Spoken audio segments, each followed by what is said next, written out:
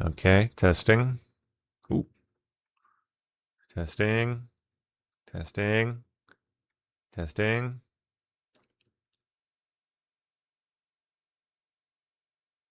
There we go. All right. We should have audio on YouTube now.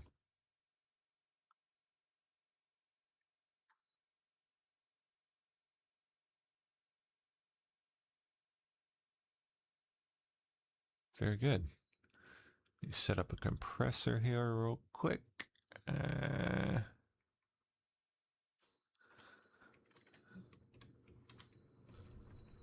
do.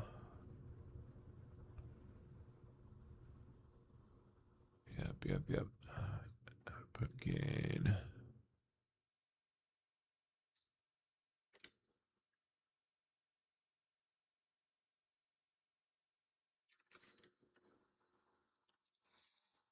Good.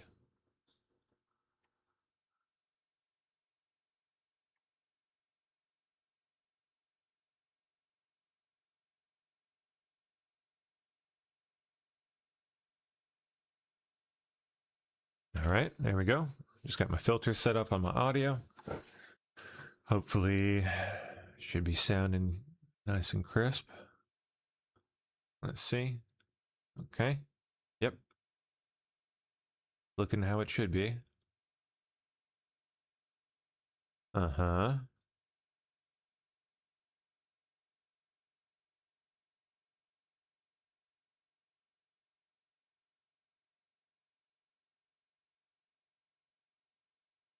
Okay. Oh, suppression. There we go. There we go. Beautiful. Okay. It's looking good. Old GPU's handling it so far. Let me share my screen up.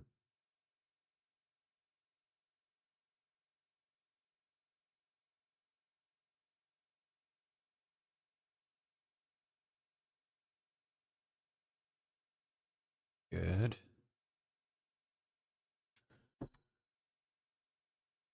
Oh wait, yeah, I have to share my screen the old funky way. I think I do.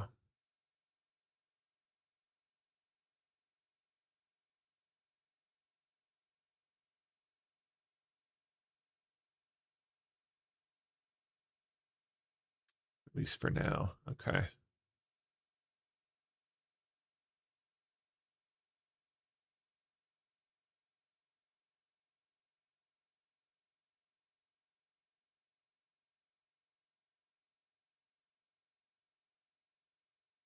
Here we are. All right, that's good.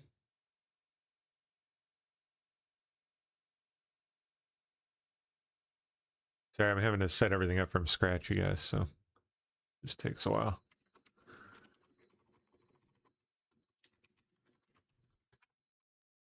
You're gonna see me disappear for a moment.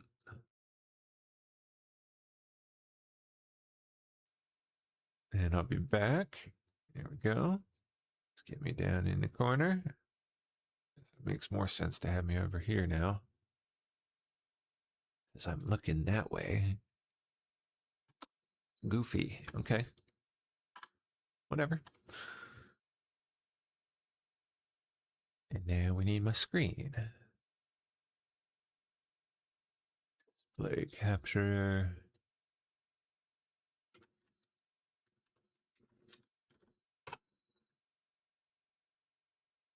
Display you.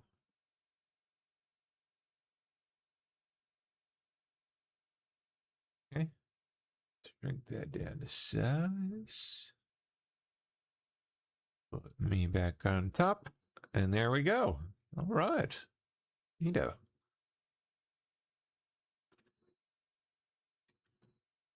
I'm not going to be able to get the green screen effect on me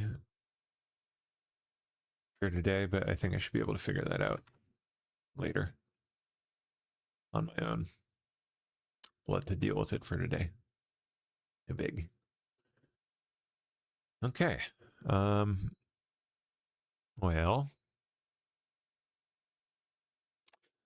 Let's see how desktop audio is coming through to YouTube stream.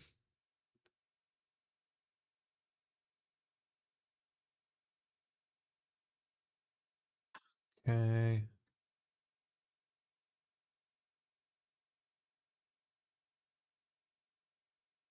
Some of the nutrition that they need. Well, you and Congressman Castro were very clear. You're calling for his release. Did you get any answers as to why he's still there? And is there any hope of getting him out? Yeah, basically the answer was our hands are tied. This is, higher than our pay goes, right? Like basically like this is a DC thing. All right. Can you all tell me how that's coming through? Audio is low. Can you boost it? Yeah, let's see about that. Why he's still there? And is there any hope of getting him out? Yeah, basically the answer was our hands are... It shouldn't have been low. My mic is low. Maybe it was just that the desktop audio was high. Tied. Okay. Testing. Hello, hello. There we go. That ought to do it. At least I think. There we go. Okay. Now my mic should be a good bit higher. That better?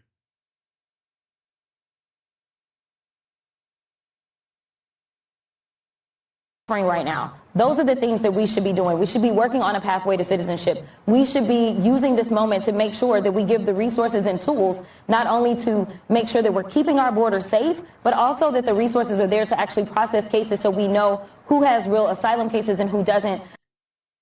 Any echo issues? Weirdness? Nonsense? Crappy sound quality? Anything?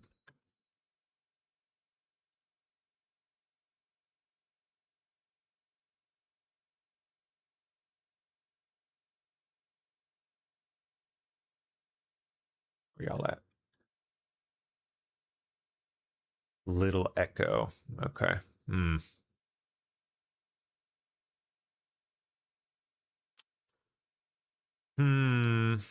Okay.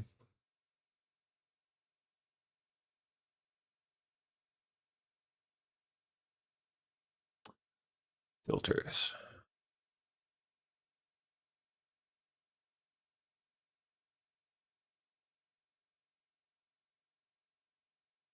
Just gonna have to get a headphone set up down here, I guess.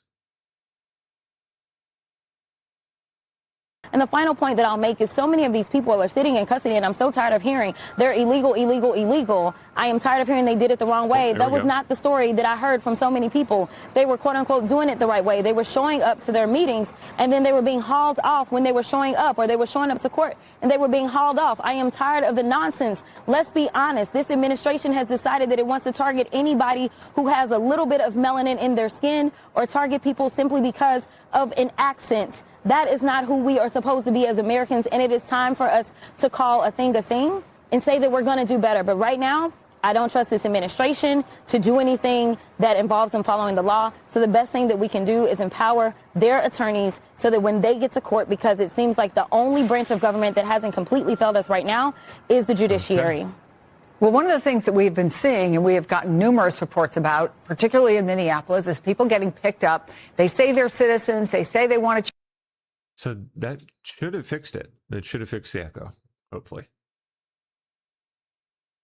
At least more or less. It seems to have cut it out, so based on my meters. All right, well, that's good.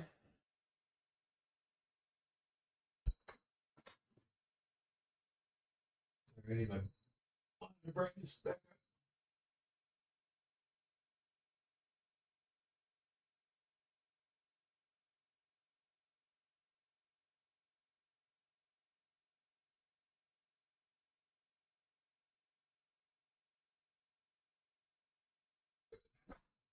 Much better. Read.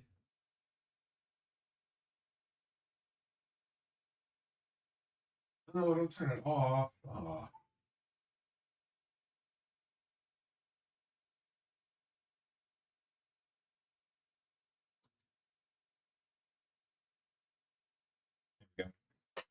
Mucho better. My balance is more to the left. Interesting. So it's only coming out of the left speaker, huh? Thank you. Let me see what we can do about that.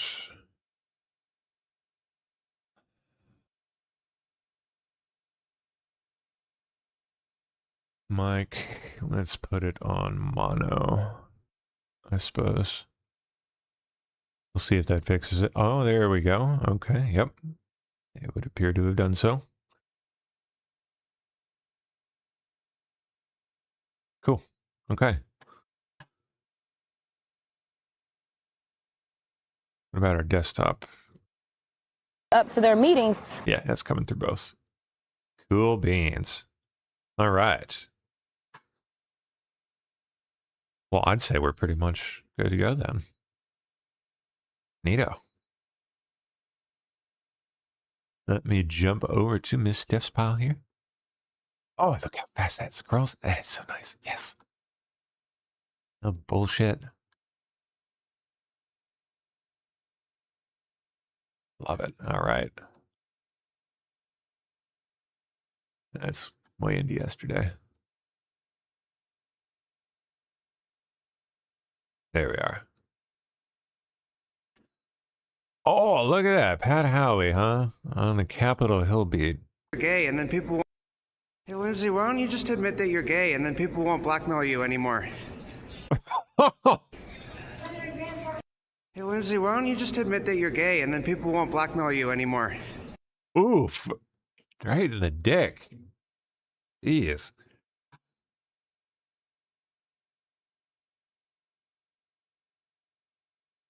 All right, here is the schedule for today. 11 a.m. President signing executive orders. 2 p.m. Participating in a policy meeting. Trump nominates Kevin Warsh as chairman of Board of Governors of the Federal Reserve. There he is. Finally, we have a replacement. We know who it is. Dan Bongino says says details he uncovered at the FBI of the Russia collusion hoax are shocking. Warning the abuse of power against President Trump shows a total systematic breakdown. Okay, this should be interesting. Reid in the office, and it just involved basically the collusion hoax, Crossfire Hurricane, as it went by, and the various other spinoffs. And when you read from the inside, Sean, when you see the details of what these just absolute animals did to President Trump, and the barriers that broke down and the guardrails, it was, I mean, I'm not shocked often, Sean. I'm really not. I'm not, again, I'm not trying to put on some faux set of armor. I'm just not shocked often. I've lived 1,000 lifetimes between the Secret Service, the NYPD, running for office, TV shows, and all this other stuff. Just reading through it and seeing it in detail for the first time all put together, you can run a republic like this. You can't. Wow. You absolutely cannot. It was just stunning how all these guardrails broke down at the exact same time, and nobody there. Thank God there was it was and still is a long-ranging investigation into this stuff, because it's just frightening how no one thought to speak up and say, hey, man, not only is this wrong, this is like demonic. This is evil stuff. 401k Solar says, sweet, can you explain what you did? Many live streams have the low mic issue. Well, you gotta watch your meters. That's the key to everything.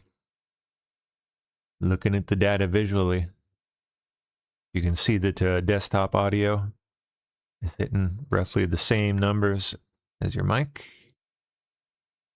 Sound should be pretty good. Have a compressor set up to kind of boost it if my voice is a little quiet. If I lower it a little, it'll still kind of boost it up. And if I yell, it should bring it down. Yep, it did. keeps it right around the sweet spot. That's the key, just having a compressor. And oh, you know what? The other thing I need to do is set up ducking. Let's do that. How do we do that? How do we do that?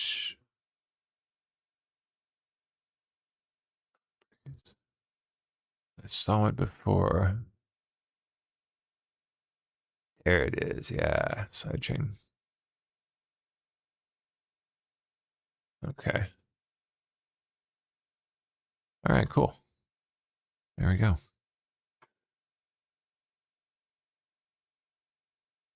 Mic sounds great. That's good. Does it sound better than I used to on the Mac? Looks great on the Roku thingy. That's good.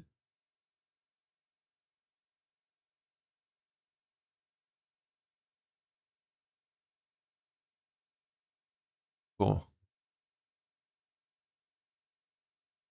Interesting. YouTube's usually low on PSP, but it sounds good today. Something about switching to that Windows machine. Just, I don't know. I love my Mac, but this thing does have its benefits.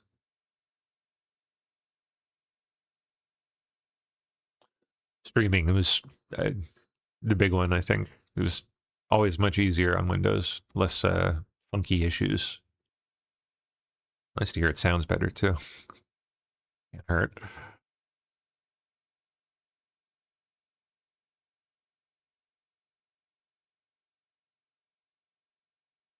Voice not synced on that cam.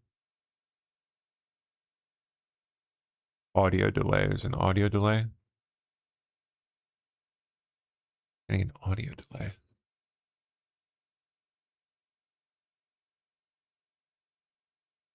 That's weird.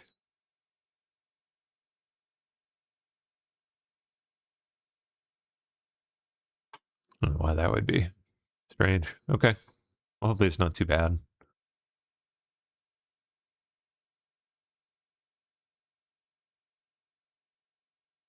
All right, where were we here? There. President Trump says Kevin Hassett is doing such a good job that he did not want to let him be Fed chair.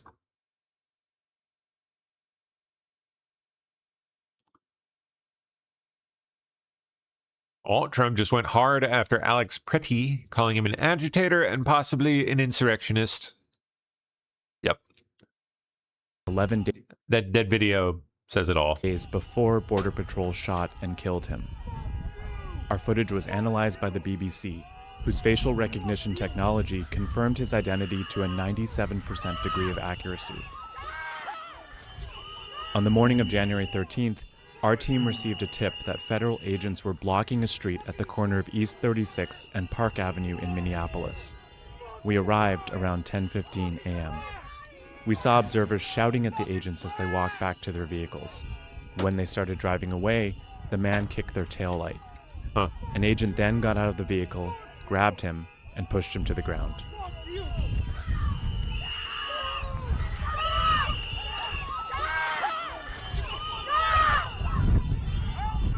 During the altercation, agents fired tear gas and pepper balls into the crowd. They continued to hold the man down before they retreat and he walks away. So what did Trump say here? Trump said, agitator and perhaps insurrectionist Alex Pretty's stock has gone way down.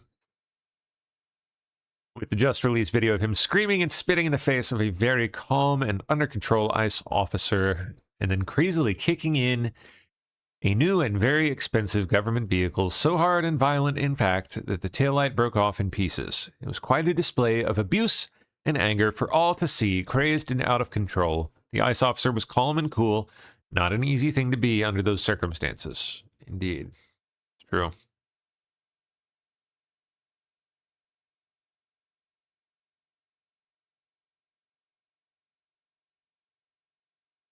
Anti-ICE protests expected across the country today. Oh, that's right. They're doing the no school, no work, no shopping. Investigation into ridding the area of criminal illegal aliens. I've been on the ground less than 3 full days. I got in here Monday. President of the United States called me Monday morning and asked me to deploy here. Got here Monday evening, and I'm staying till the problem's gone. But we've made a lot of progress in the last 3 days. Hard-fought progress, but not without the cooperation of Minnesota's Attorney General Keith Ellison, who issued a statement saying, in part, "I did not negotiate with Mr. Holman, come to any agreement, or offer any compromise on the goal of keeping Minnesotans safe." Now, those comments come as DHS Secretary Kristi Noem continues to enjoy very strong support from President Trump, even amid fierce vocal criticism from both city and state leaders here. I would tell them to be leaders and to change their rhetoric, because it is encouraging the kind of violence that we see on their streets today. Their riots are attacking our officers, not just when they're doing their work, but even at night at their hotels. I would encourage the governor to work with us, the mayor to work with us, to get those dangerous criminals off their streets. That's all we want. A request that has fallen flat with the city's mayor, Jacob Fry. We are on the front lines of a very important battle, and it's important that we aren't silenced, that we aren't put down. This is not a time to bend our heads in despair or out of fear that we may be next, because if we do not speak up, if we do not step out, it will be your city that is next.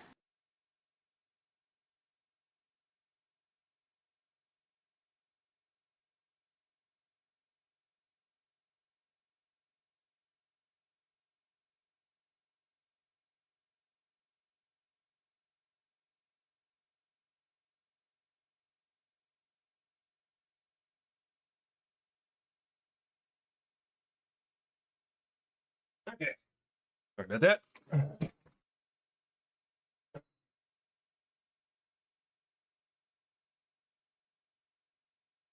Powerful nor'easter set to bomb out, bringing major snow, in some cases potentially the heaviest in years, to the Carolinas and Virginia. Hopefully not up here. North Carolina. Sorry, guys. It's been a long week. You guys are the focus for probably the biggest impacts. The big thing here is you need to keep in mind that wind is a big part of this storm. It's very different than the storm that we were tracking this past weekend for the Northeast. And that's because this storm is going to bomb out. With that process happening, we are going to see the winds pick up dramatically, and the wind field is going to get really big. So even for folks that live to the north that have less of a snow element, you'll get the wind element and you'll get the coastal flooding element because of the wind. Let's focus on the hardest hit areas where we're expecting the biggest impact. North Carolina, South Carolina, and Virginia. This morning we have some light radar returns. Things really go downhill later tonight, so make sure preps are done probably around early afternoon to dinner time. We do have that low right offshore. That forms tomorrow, and then it strengthens and bombs out on Sunday. And winter storm warnings are now in effect. You're going to feel the effects from this little piece of energy diving in from the north first across places like Knox County, Knoxville, Sevierville, western North Carolina, North Georgia, and portions of South Carolina. Elevation, you throw elevation in, yeah, you'll get easily about 1 to 3 inches of fresh snow, maybe a little bit more for the higher elevations due to the elevation. But then, Britt, as we watch the storm form, you're talking about places along coastal North Carolina. This isn't elevation based for places like Asheville. This is going to be closer to the coast. So, yeah, we have a lot of mountains, but we also have a lot of lower lying areas, and those areas are going to be affected, and that could cause whiteout conditions at the coast. We're concerned about coastal flooding, beach erosion. We've seen so many homes fall into the ocean over the Atlantic hurricane season. This is the type of setup that could do a similar situation, sadly. So everything picks up tonight. Here's a look at our future radar and winds as we go into Saturday morning. It is still snowing. And then as we go into Saturday night, we still have snow for coastal communities. Everyone is done by about 10 o'clock in the morning on Sunday. So this is all going to go down pretty quickly. High wind warnings are in effect for the Outer Banks. That's where we could see wind gusts greater than 60 miles per hour. But even a 40-mile-per-hour wind gust in Charlotte can take out power. Oh, for sure, especially with the weight of snow.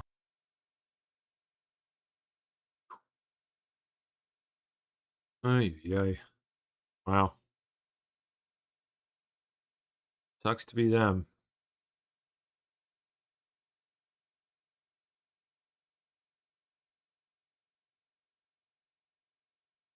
So it looks like it might flip us some up here. Perhaps, maybe. I keep hearing conflicting info.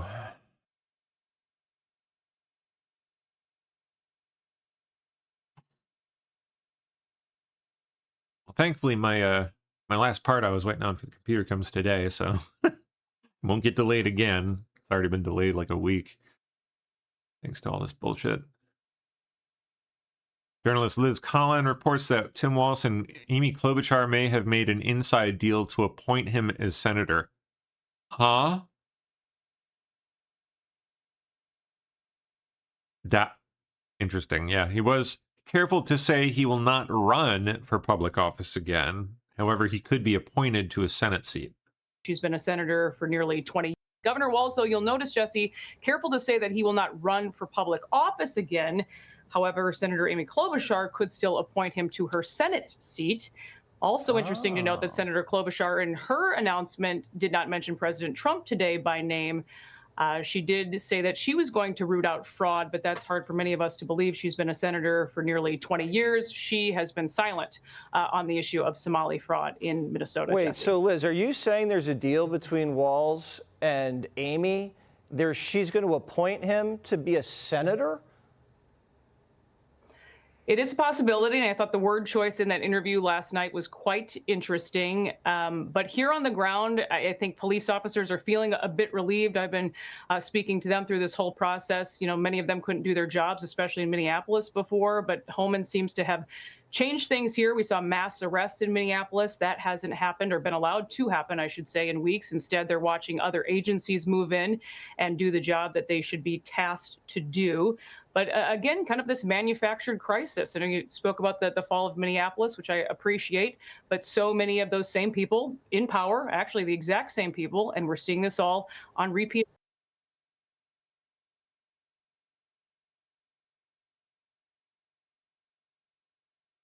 Okay, data from the signal chats in Minnesota reveals that ICE agitators are being stationed geographically, and they're being divided by city council district. Very strong indication that it's being highly organized by the Democrat Party, or people way up in it, people with access to their data. The organization. We are learning a lot more about the people who were in the anti-ICE signal chat groups that Cam Higbee revealed. He infiltrated this a few days ago, wasn't it earlier this week? They are now finding the organization of the group, the donors, the significance of the address in which Alex Preddy was obstructing federal officers. There is a ton of information. The groups are highly sophisticated, according to Red State. They're being set up geographically. Listen to this. Within the city of Minneapolis, they're generally being divided by city council district. Isn't that interesting? But it also covers St. Paul, Bloomington, and other suburbs. They start a new chat every day, delete the prior day's chat because Signal is encrypted and it's really difficult. Once it's deleted, then you just can't recover it. Signal also has no screenshot functions, which is why I think Higbee, recorded it on another phone that he saw. But there's all kinds of things. You're starting to see emojis next to names, and they indicate, because there's shifts, around the clock shifts. And they're indicating, for instance, there's one with a car and their mobile patrol. Nuts. Seattle Mayor Katie Wilson makes clear that her city doesn't need a signal chat. Instead, she's going to mobilize the actual police force to do what the signal networks are doing in Minneapolis. You have got to be kidding me. She will even have the SPD, the Seattle Police Department, relay intel gathered on federal agents to community partners and ban usage of city property by agents. Oh, man. Whoa. That's a whole new level of insanity. That right there, using state resources, that is full-blown insurrection right there. Bad enough in Minnesota, but this is, whoa, dude. She's insane. Katie Wilson's just fucking cooked. She's nuts.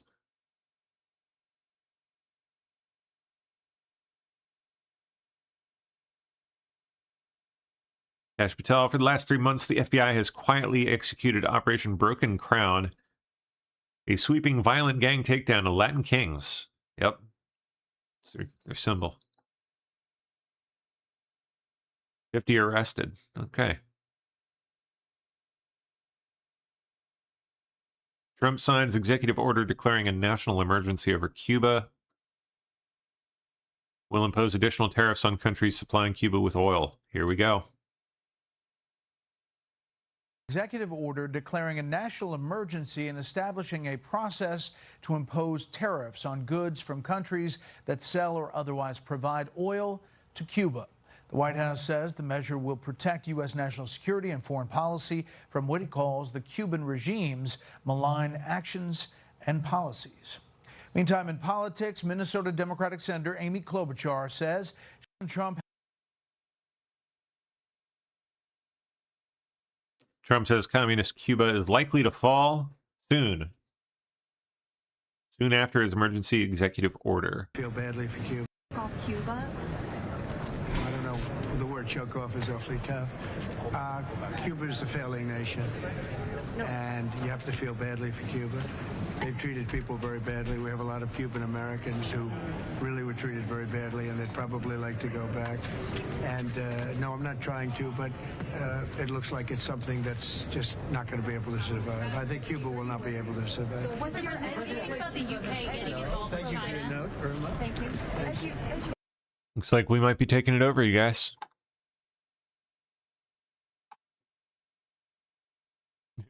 The Senate strikes deal to fund the government, averting a shutdown. Maybe. We'll see.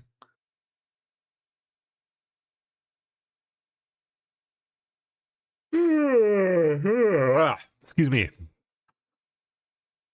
Senate back in session today, trying to get an agreement on a revised spending plan. House Republicans will have a conference call tomorrow morning at 11 a.m. or today, I guess, 11 a.m. Luigi Mangione is back in court today. So this hearing is set to begin at 11 a.m., and it will have a big impact on Luigi Mangione's federal case moving forward. Today, the judge is expected to rule on a motion from Mangione's lawyers to dismiss the two most serious charges against him, including the one that allows prosecutors to seek the death penalty, and that charge is murder through use of a firearm.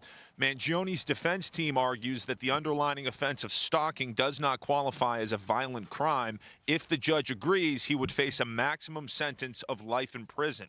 Another big decision that could come today is about what evidence can be presented at trial. Mangione's defense team argues that his constitutional rights were violated when police in Pennsylvania searched his backpack, finding the alleged ghost gun murder weapon and his journal. Mangione's accused of gunning down United Healthcare CEO Brian Thompson in Midtown Manhattan back in December of 2024. Now, Manhattan DA Alvin Bragg wants Mangione's state trial to begin on July 1st, which would be before the federal trial, but Mangione's defense team calls that request unrealistic and says they need more time to prepare for trial. And how about this? Take a look. A man got arrested this week for trying to break Mangione out of jail. He had a pizza cutter and a barbecue fork on him. That man is accused of impersonating an FBI agent and claiming that he had a court order to release an inmate. So jury selection in this federal trial is set to start in September, but the judge's decision today will have a big impact on the timing of this case as well moving forward. If Mangione faces the most serious charges of murder through use of a firearm, then the trial would start in January. If he's not facing that charge, it could start in October.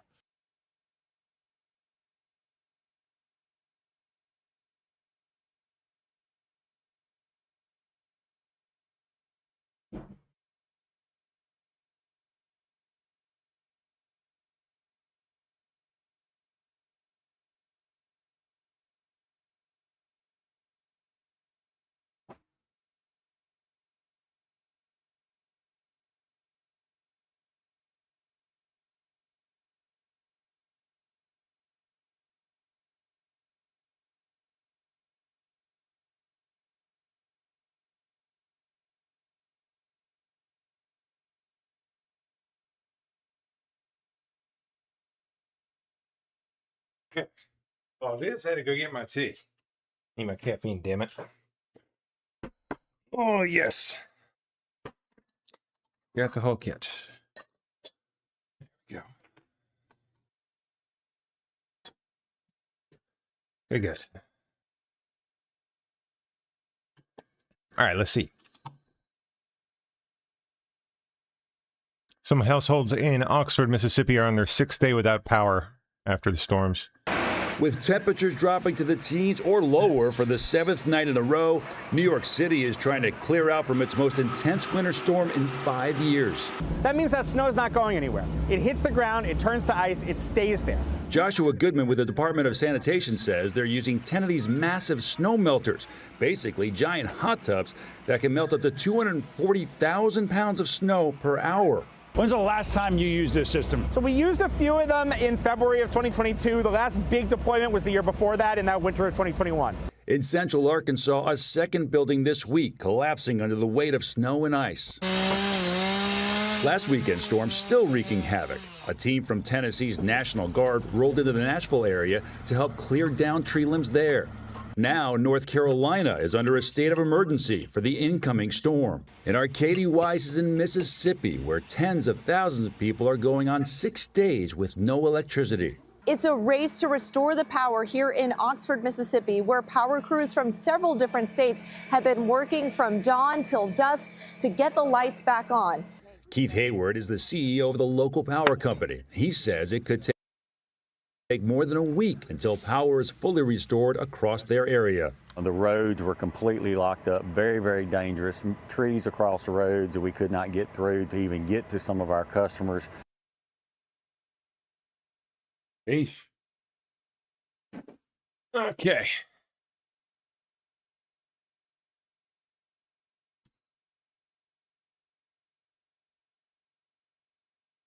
Clinton contempt votes will hit the House floor next Wednesday.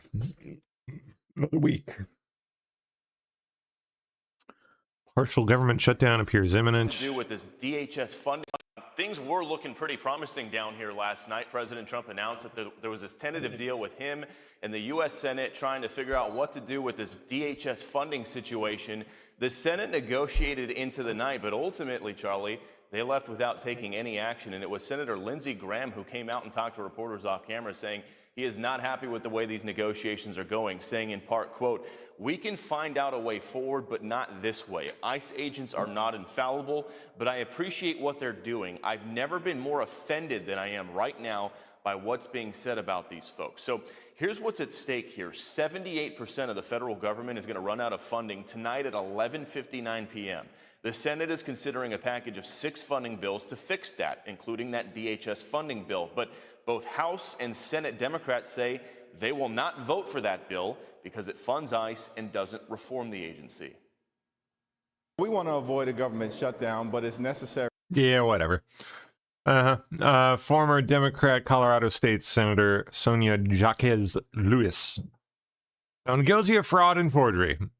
Withheld paychecks from her staff members to fund her own campaign. For former state senator Sonia Jaquez Lewis, she was convicted on 3 counts of forgery and 1 count of attempt to influence a public servant.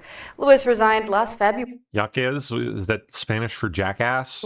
When staff claimed that she was mistreating them and withheld their pay to fund her campaign.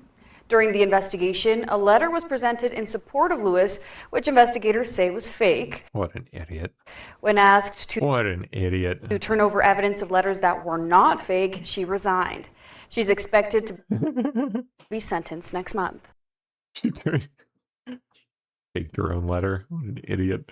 Pinal County, Arizona announces they will work with ICE for mass deportations. Everybody? All right. Good morning. My name is Brad Miller. I'm the Pinal County Attorney.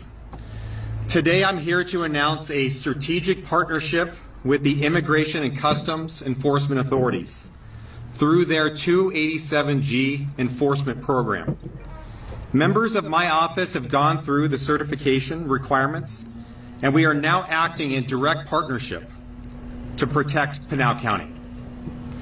Evil exists in this world, and it manifests itself through human trafficking, drug trafficking, domestic violence, and crimes against children. This office will do everything in its power to protect this community from these predators. Recently, my office indicted an illegal immigrant named Ishmael Ortega Hernandez for the murder of his girlfriend in front of her 2 children. Oh. He sought refuge in a sanctuary city because politicians like Representatives Grijalva and Ansari have made people believe that they are safe in those cities. I'm here to let you know that they are not. There are no sanctuary cities in Arizona.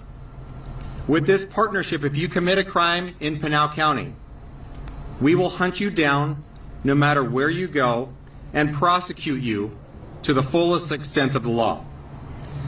Human smuggling is an evil, and we will not only prosecute those who participate in such activities, but my office is also planning to pursue legislation to call it what it is. It's modern-day slavery. Working with ICE to end these crimes is the goal. But there are those out there, including those in power, who seek to stop the good work that our law enforcement officers are doing. There are some Arizona politicians willing to lie to you in order to get additional social media attention, as we saw this past week with Representative Grijalva. Now, she was caught in a lie. She had her own Jussie Smollett moment. She had to manufacture outrage where none exists because they know, and she knows, that Arizonans are not on her side. It is unfortunate that these politicians have chosen to create dangerous situations for our law enforcement officers, to boost their own profiles, and unfortunately, mainly to raise campaign dollars. To be clear, being in the country illegally is a crime and has been the state of the law for over 100 years. We in Pinal County back the blue, and assaulting an officer here will land you in jail or in prison where you belong. There is no special treatment for elected officials. Here the law will be applied equally and fairly. To say it again, assaulting a police officer is a crime, and the law will be enforced in Pinal County, and you will be arrested. Now, I want to close with this. Keeping our communities safe has to include every resource at our disposal, and we plan to use every single one available. This strategic partnership with ICE is a force multiplier for my office, and we look forward to getting more criminals off the street to keep our community safe. Thank you very much, and I invite any questions. Yes. Kind of lay out in practice how it would work. Yeah, so basically what the program is called the 287G. There's 2 types of programs. One is the jail program and one is an enforcement program. I know our Pinal County Sheriff's Office and many of the sheriff's offices and agencies throughout Arizona participate in the jail program. They're not involved in the enforcement program. But my office has signed on to that enforcement program because it gives us some additional resources. So if for some reason we have somebody in our custody, we participate in a task force, and somebody's in the country illegally, we can now get access to the databases and resources that we need to not only check their status and potentially give them over to ICE to deport them, but allows my office to potentially prosecute those individuals for human smuggling.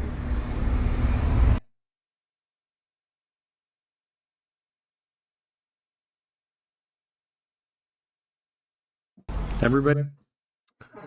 Okay. Rudy Giuliani.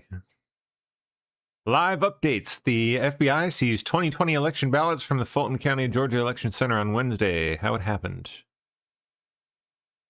In 2024, Republican members of the State Election Board issued a subpoena requesting Fulton's 2020 ballots and other forms. The local board then reached out to the DOJ for help, and in October of 2025, the Justice Department submitted its own request for all records in your possession responsive to the recent subpoena issued to your office by the State Election Board. Fulton County responded, saying the 2020 ballots, stubs, and absentee ballot envelopes were in possession and under seal of the Fulton County Clerk of Superior Court. AG Bondi, in November 2025, sent a letter requesting the documents. Following failure to receive the documents, FBI agents executed a search warrant at the Fulton County Elections Office on January 28th, 2026. Look at him in his yellow suit. What on earth? And this is the 854th America's Mayor Live. Just so how many Ted and he's live streaming. And Ted. Do we have a camera for you, Ted? I know. Oh my God, we were living in a fucking sitcom, dude. We do. What the fuck is even going on? Do you know he likes to say he's not, but he's camera shy. There he is. You know, my hair. Sometimes when and it's an excuse, right? But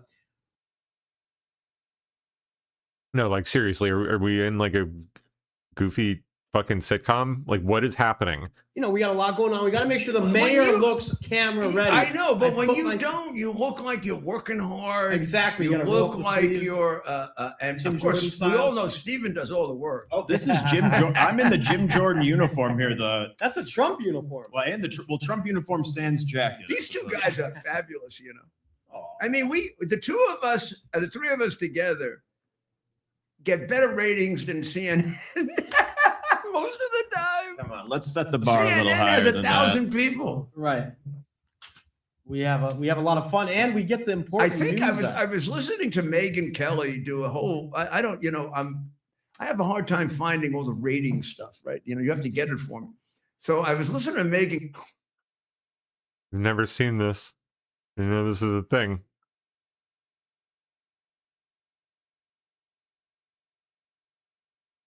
Like that suit, though.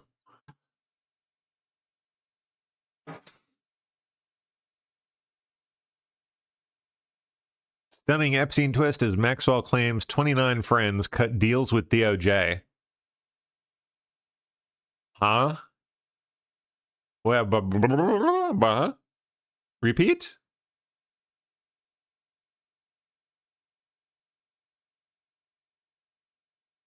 Okay, what? Ghislaine Maxwell has claimed that 29 friends of Jeffrey Epstein were shielded through secret settlements by the Justice Department. What does that even mean? This gray socialite filed a habeas corpus petition on December 17th seeking to overturn her conviction, arguing that prosecutors cut deals with Epstein associates while prosecuting her as if no such agreements existed. Well, maybe the agreement wasn't for you, my dear. Maybe it was for them and not you. Them's the breaks. Maxwell alleges that 25 men reached unclosed deals, while 4 alleged co-conspirators were known to investigators but never charged. She does not name the individuals. Well, what good are you then, Ghislaine? Name names or GTFO.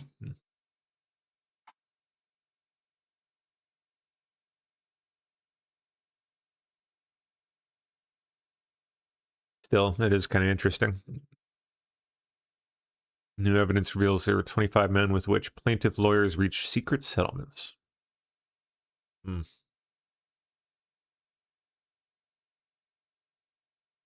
Trump, 2 sons, and Trump Org sue the IRS and Treasury for $10 billion over tax records leak. Yeah, they did that. Now they're going to have to pay. As in, you know, we will have to pay because that's our money. And the case goes to Judge Kathleen Williams, an Obama appointee in Florida. Property records reveal that before moving to D.C., ex-deputy FBI Director Andrew McCabe, now target of a grand jury investigation, you bet, and his Democrat activist wife were donors of Bill and Hillary Clinton in the hamlet of Chappaqua for 15 years. Really? Really? Did they know them personally?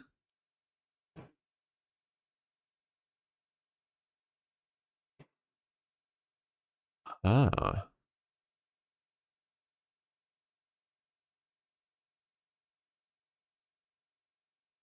Okay, Steve Forbes, chairman and editor-in-chief of Forbes, Says Ilhan Omar and her husband are running a money laundering operation. Yeah. Yeah, you bet. Okay, that was far-left Congresswoman Ilhan Omar claiming the Justice Department and Congress probing her sudden skyrocketing wealth to $30 million in just 1 year, that they have a problem with her living the Sickening. American dream. You heard her say the goddamn United States of America. We've got new questions on where she and her husband got all that money. Joining us now, Forbes Media Chair, Editor-in-Chief Steve Forbes. Steve, new information coming in, and Forbes magazine, your magazine, has reported this too, that the state of Delaware and Washington, D.C. canceled the registrations for Omar's husband's investment firm, Rose Lake, for not paying its back taxes. We saw it owed more than $400,000 to Delaware and nearly $1,800 to D.C. Sheesh. She's claiming it's worth $25 million from less than $1,000 a year before. How can his investment firm not afford to pay taxes? It's supposedly worth an estimated $75 million to $150 million. This is really weird stuff. Well, weird is not the word for it. There's another word for it called crooked. And that's why we have to have an investigation into this. As you know, the Biden administration started examining her finances and that of her husband. And so surprise, surprise, that investigation went nowhere. But it's amazing how people can go into Congress and then become these entrepreneurial investing geniuses, where they come in. She had under $1,000 of net worth, and her husband didn't have much, and suddenly now they're multimillionaires. Is there a money laundering operation here? And in terms of the firms themselves, they have a sketchy background. That winery in California that she and her husband own, where did that come from? Where's the wine there? And nobody can seem to find it. So there's a lot of smelly stuff here, and that's why in the American Dream, her version of the American Dream is the Al Capone version of the American Dream, Tony Soprano version of the American Dream, and that is steal it from the taxpayers. And so there's a lot of stuff here, and so when somebody cloaks themselves in the American Dream, and so you have numbers like this, from minus 1,000 to 30, 40 million, you know something is not right. Yeah, and she's also like, blaming people, bullying, doing race baiting, race bullying. There's no evidence, public evidence, there's even a winery. She valued it at $5 million. His investment firm is real. It's supposedly real. Its D.C. headquarters appear to share office space at a WeWork, Steve. There's Every damn time, man. no track record of his firm managing money, doing M&A deals. No clients we see, investment deals, or any work it's done. They say they do work in 80 nations operating in. Oh, There's that's no funny. SEC registrations for them as investment advisors. What is going on here? This increasingly looks sketchy, both the winery and his investment firm. Yeah, the winery may not exist, and the firm may be just really a name only, as you say, a WeWork office. Big deal. So that's why the investigation needs to be done. And suddenly all that $30 million, I think you're going to find, I'll make a speculation, a prediction, that $30 million came from sources that are illegal, period. Thank you so much, Steve Forbes, helping us to break it down. We're going to stay on the story. Wild. That bitch is going to pay for it, man. Give it time.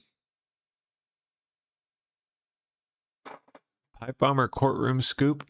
Oh, fuck, that's right. I missed it. I missed it the other day. Shit. Well, what happened? Castronova with Lindell TV here to tell you guys all about the alleged pipe bomber hearing that I went to yesterday. I'm going to try to break it all down for you as quickly as I possibly can in 5 minutes. Interesting stuff that happened yesterday, to say the least, in the last hearing. The United States versus Brian Cole Jr., otherwise known as the alleged pipe bomber. The new judge that is presiding, that was assigned to this case, is U.S. District Judge Amir H. Ali. That would be an auto pen appointee, otherwise known as Joe Biden, appointed this District Judge Amir H. Ali to the bench, and he is originally from Canada, this Judge Ali. At the defense table, there were approximately 5 to 6 attorneys present because the family of the pipe bomber has the funds to hire these attorneys, and they want the best representation for their son. The main attorneys are John Shulman, Mario Williams, and Alex Little. And for the government, there is prosecutor and deep state swamp creature of the week from 2 weeks ago for Lindell TV. That would be Jocelyn Ballantyne, and her other prosecutor that she had do most of the talking as she supervised. That would be Charles Jones, another assistant prosecutor with the U.S. Attorney's Office. So they were there working with Judge Amir Ali, or so it seemed. It did seem at times to me as a spectator that the judge was acting as part of the prosecution. And that's my observation as a court observer. I have been to many J6 trials, and I've seen this time and time again, where the judges literally lead the prosecution and tell them pretty much what to say, or at least they lead them into what they want to hear. And I was seeing this in a subtle way coming out of Judge Ali. I was also seeing him cut off the defense and was much less patient with the defense than he was with the prosecution, who, like I said, he was sort of giving hints to as to what he wanted to hear when it came to their oral arguments.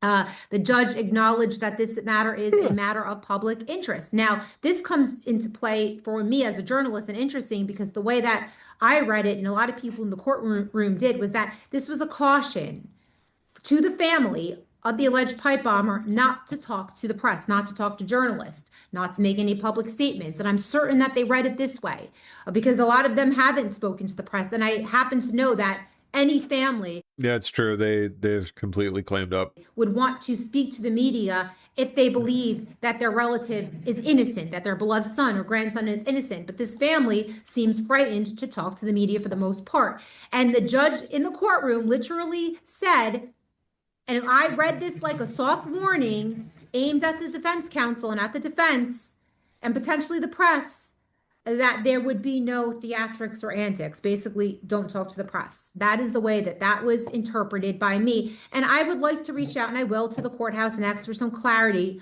on what the judge meant when he said that. What did the judge mean when he said that? Who was that aimed at? Was that aimed at the press? Was that aimed at the family? Was that aimed at Brian Cole Jr. himself? What did he mean by no antics and no theatrics? Judge Amir Ali, appointed by the Biden auto pen. What did you mean by that? Really cool stuff coming out of the defense. I want to say a lot of respect I have for this defense team. They are excellent. Some of the discovery demands that they're asking for, that they're saying that could contain Brady material that could exonerate their client, are other investigated individuals. They want to know who the government has investigated before. They want the government to turn over any information on other investigated individuals. They are requesting subpoenas, investigative materials relating to other people investigated in the pipe bomber probe. That is not Mr. Cole. The government acknowledged this request on the record as they were forced to do so. So this was put on the record. They also, they're demanding, the defense is demanding interagency communications. They are requesting interagency communications and stated exculpatory material could be lingering there. So they're saying there could be exculpatory. Oh, so it's official, huh? They got Don. Don Lemon has been arrested. Yep. Told you it wouldn't be too long.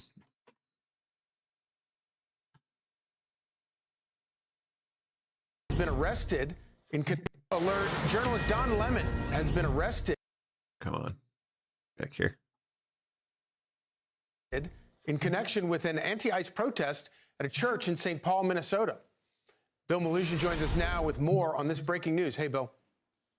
Yeah, Charlie, good morning to you. Our colleague David Spunt and I getting this breaking news from multiple law enforcement sources just minutes ago, confirming that former CNN anchor Don Lemon has been arrested by federal agents in Los Angeles just after midnight this morning at a hotel. This obviously all in connection with that storming of a church in St. Paul, Minnesota by that group of anti-ICE agitators. Now remember, the feds had gone to judges to try to get Don Lemon arrested before. They went to a magistrate judge in Minnesota who didn't sign off on an arrest warrant for him. Then it went to a judge above him. He didn't sign off on an arrest warrant for him. Then it went to an appeals court. They also decided not to sign off for an arrest warrant for him. So there was experts who were predicting that perhaps the feds would go to a grand jury. It remains to be seen if that's what happened here, but we can confirm that Don Lemon was arrested in Los Angeles by federal agents just after midnight Los Angeles time at a hotel. Now, typically, Standard procedure with an arrest like this is the defendant will likely make their first court appearance sometime the same day. So there's a chance we may see Don Lemon make his first court appearance in Los Angeles sometime today. But obviously this is going to grab all sorts of headlines. 3 other protesters from that church storming, have already been arrested, including who the feds say was the organizer of that. Oh yeah, Don's in great company. Protest. The woman in the middle there is a school board member in St. Paul, and then the mugshot on the right is an online personality / agitator, if you want to call him that. He's known as the Woke Farmer. Those were the 3 people that the feds had already arrested, but we have confirmed that Don Lemon has now been arrested in Los Angeles in connection with that viral incident. We all saw the video of it that spread and drew widespread condemnation. The feds have been going after these people on FACE Act violations. So this is still breaking news. Once we get more details about the potential charges here, a court appearance, we'll, of course, update our viewers, guys. Sucker.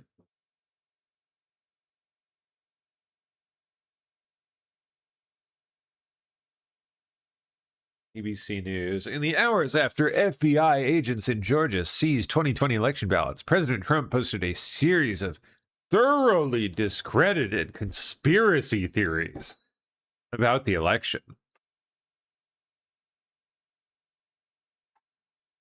Damage control. And they're not going to stop it. Sorry, ABC. All things coming down. ICE just purchased a massive 418,000 square foot warehouse in Arizona, and Democrats are losing their minds. Yeah, they're going to detain a whole bunch of people here. This is the next step in an aggressive crackdown on immigration enforcement. According to Maricopa County Recorder documents, ICE purchased the 418,000 square foot warehouse for just over $70 million last week. It's near the intersection of Dysart and Cactus Road. You can see how huge that is. 12 News visited the property last Thursday where there was no sign of activity. On Monday, a spokesperson for the city of Surprise told 12 News they did not know about the federal government's plans. Of course, stay with 12 News for updates on this story. ICE has bought a massive commercial building in Surprise as the agency looks for space to hold immigrants in detention. Yeah, I don't know. Hold on, let me... Yeah, I'll fix that. Give me a second.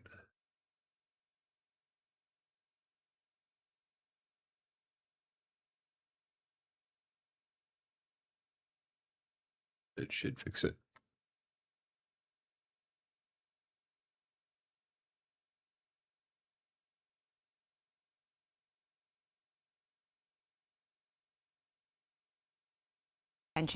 Some Democratic lawmakers say that they're concerned this is the next step in an aggressive crackdown on immigration enforcement. According to Maricopa County Recorder documents. Not behaving.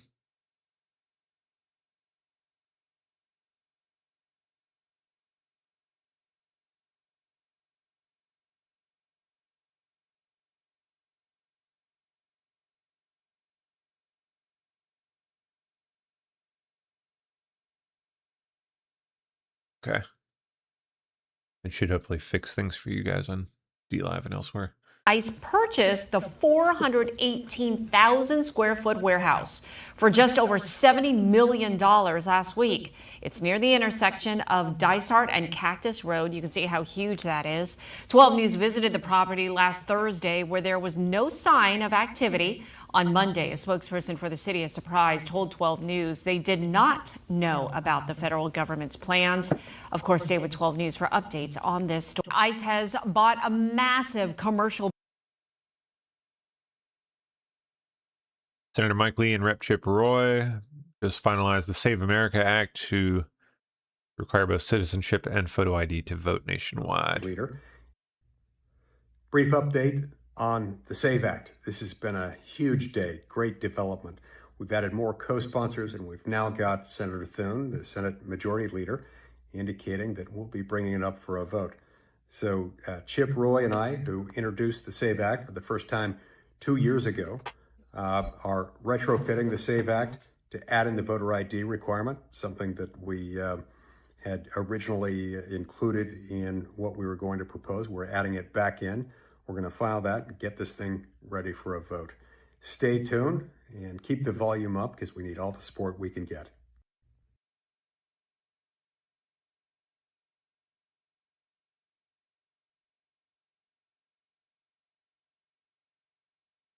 Okay, Secretary Brooke Rollins. Over and over and over again, make his commitment to the American farmer, the American rancher, to rural America. And you think about what the Joe Biden administration did. They gutted that part of our country. And really, our farmers, it's a national security issue. So that $12 billion was an important bridge payment. We don't call it a bailout. What we're trying to do is rebuild an entire economy. 4 years of no new trade deals. 4 years of a 40% increase in input costs for our farmers. The bankruptcy skyrocketed. We're bridging to the golden age for agriculture. All the new trade deals, the input costs coming down, really reviving rural America. Trump is the only leader capable of bringing Russia and Ukraine to the table. Getting a deal done, probably. We're going to find out in the coming weeks and days whether or not the parties can come to an agreement on the territories. And, you know, I mean, obviously, Russia continues to lose 1,000 soldiers a day. It's staggering. You know, I saw a publicly available reporting that said the casualties on both sides combined is, since the war started, is 2 million, 2 million human beings. I mean, that's unbelievable. That's catastrophic. You know, Steve Witkoff. It's crazy. Don Lemon taken into custody. Wah, wah. To an anti-ICE protest that saw a Minneapolis church service interrupted last week. He was arrested in Los Angeles just after midnight last night. His attorney, Abby Lowell, Hunter Biden, and Letitia James, Oh, his attorney's Abby Lowell, huh? attorney, by the way, called this, quote, an unprecedented attack on the First Amendment. He's vowing to fight the case, and we will bring you the very latest on the charges. Why am I not surprised one bit to see Abby Lowell skulking around in the background of this? Yeah. Of course he is. I don't know what they're looking for. Donald Trump knows that he lost. In Georgia? No. You guys are so fucked. Warner, He already has what he's looking for. So you've heard what Jeff Duncan said. We all know what Brad Raffensperger said, what your governor has said about this. Fraud in Georgia was a bunch of bunk. But yet here we are, still in the midst of it. Can you think of any good reason for Tulsi Gabbard, the DNI, to be part of this? I mean, Aaron, they are still searching for yet another way for us to tell them that Donald Trump lost the 2020 election, not only presidential election, but he lost Georgia. And in Fulton County, which is a Democratic county, I don't know what they're looking for. What I'm looking at is the FBI coming in, raiding this county that Donald Trump knows that he lost. He called in to find, you remember those 11,780 votes. I guess he's still looking for them in this warehouse here in my home county. But Aaron, everything has shown him that he lost the election. But what I'm concerned about is what are they going to do with this data? Where did they take these 700 pallets of elections data that they removed yesterday in this FBI raid? What judge issued the warrant? Why was the warrant issued? And now what happens? And so I have sent a letter yesterday in my oversight duties as a member of Congress, as a voter here in Fulton County, requesting answers. And I'm waiting to get those details because the 2026 elections are right around the corner. And it concerns me. It should concern everyone in this It concerns me. country what they're doing right here in Fulton County, Georgia. I mean, do you even know, Congresswoman, what's in the 700 boxes? Do you know if they knew what was in them? I mean, how specific this raid was, or the target, or what they were looking for? What do you know? So that's the concern, Aaron. We don't know if they coordinated with any local election officials. We don't know what the rationale for this was. What we do know is the Secretary of State. Oh, I wonder what it could be. Was told to turn over elections documents, and he refused.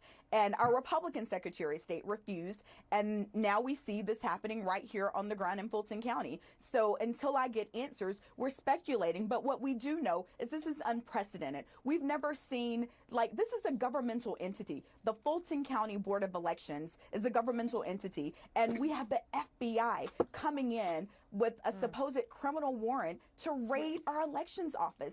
Yeah, it's almost like a massive crime was committed. We need answers, and I'm demanding them as a member of Congress who votes right here in this county. So the Wall Street Journal says this is actually just the tip of the iceberg for Gabbard. You know, specifically, they say that she spent months looking into the 2020 election for Trump and that she's been giving these ongoing briefings, as I referred to him, his chief of staff, and other senior DOJ officials. I mean, how concerned are you about this? I mean, months looking very into the 2020 election. I mean, this reporting implies that this is broader than Fulton County, Georgia. Well, I agree that this is probably much bigger than Fulton County, which is why it should not just be me raising the alarm right here in Atlanta. We need to be hearing from even our Republican elected officials here in Georgia and Republicans across the country, because what are they going to do with this elections data? We know what happened in the wake of the 2020 election when we had an insurrection on our Capitol. I was there on day 3 as a member of Congress, my 3rd day in Congress when this happened, all over these same election results, which have been adjudicated over and over again. So what is the next step? What is Tulsi Gabbard and Donald Trump up to next? What are Republicans enabling them to do by not speaking up in this moment? Our democracy is at stake. So it's been 5 years since Trump lost that election, right? He still says he won. Our democracy is at stake because the FBI, a federal the premier federal law enforcement organization that up until now these people adored, everything's at stake because they have some data, some evidence, something that they are very, very well equipped to handle and keep safe and secure. How is this at all risky to anyone or anything again? Unless, of course, you've committed a crime. But he lost, right? Recently, he's been talking about how he says he won in Minnesota 3 times. Obviously, he lost there 3 times. What do you think is the intent of yesterday's search and Gabbard's investigation and the amount of time she's spending on it? Because, as I say, it has been very stark and very important to note that she has not been present, according to the reporting, in some of the most significant international security issues the United States has recently been going through, okay? But we are finding out that she has been spending an extraordinary amount of time on this. And there's a lot going on in the world right now, Erin, that she could be focused on in her official capacity. But yet here she is relitigating the 2020 election. I think this is about intimidation. It's about these election officials who are showing up every day to do their job, intimidating them. It's about intimidating voters, and it's about setting up a case so that they can screw with the 2026 elections. So everyone should be paying close attention to what they're doing right here, because I don't know what they're up to in all of this time, but I know that if you look at their track record, it is nothing on the side of democracy and on the side of the people. So we're going to continue to raise the alarm. We're going to continue to investigate and push back until we find out what exactly is going on and what they're doing with these documents. They ain't on the side of democracy. Oh, the people are shit. Fuck you.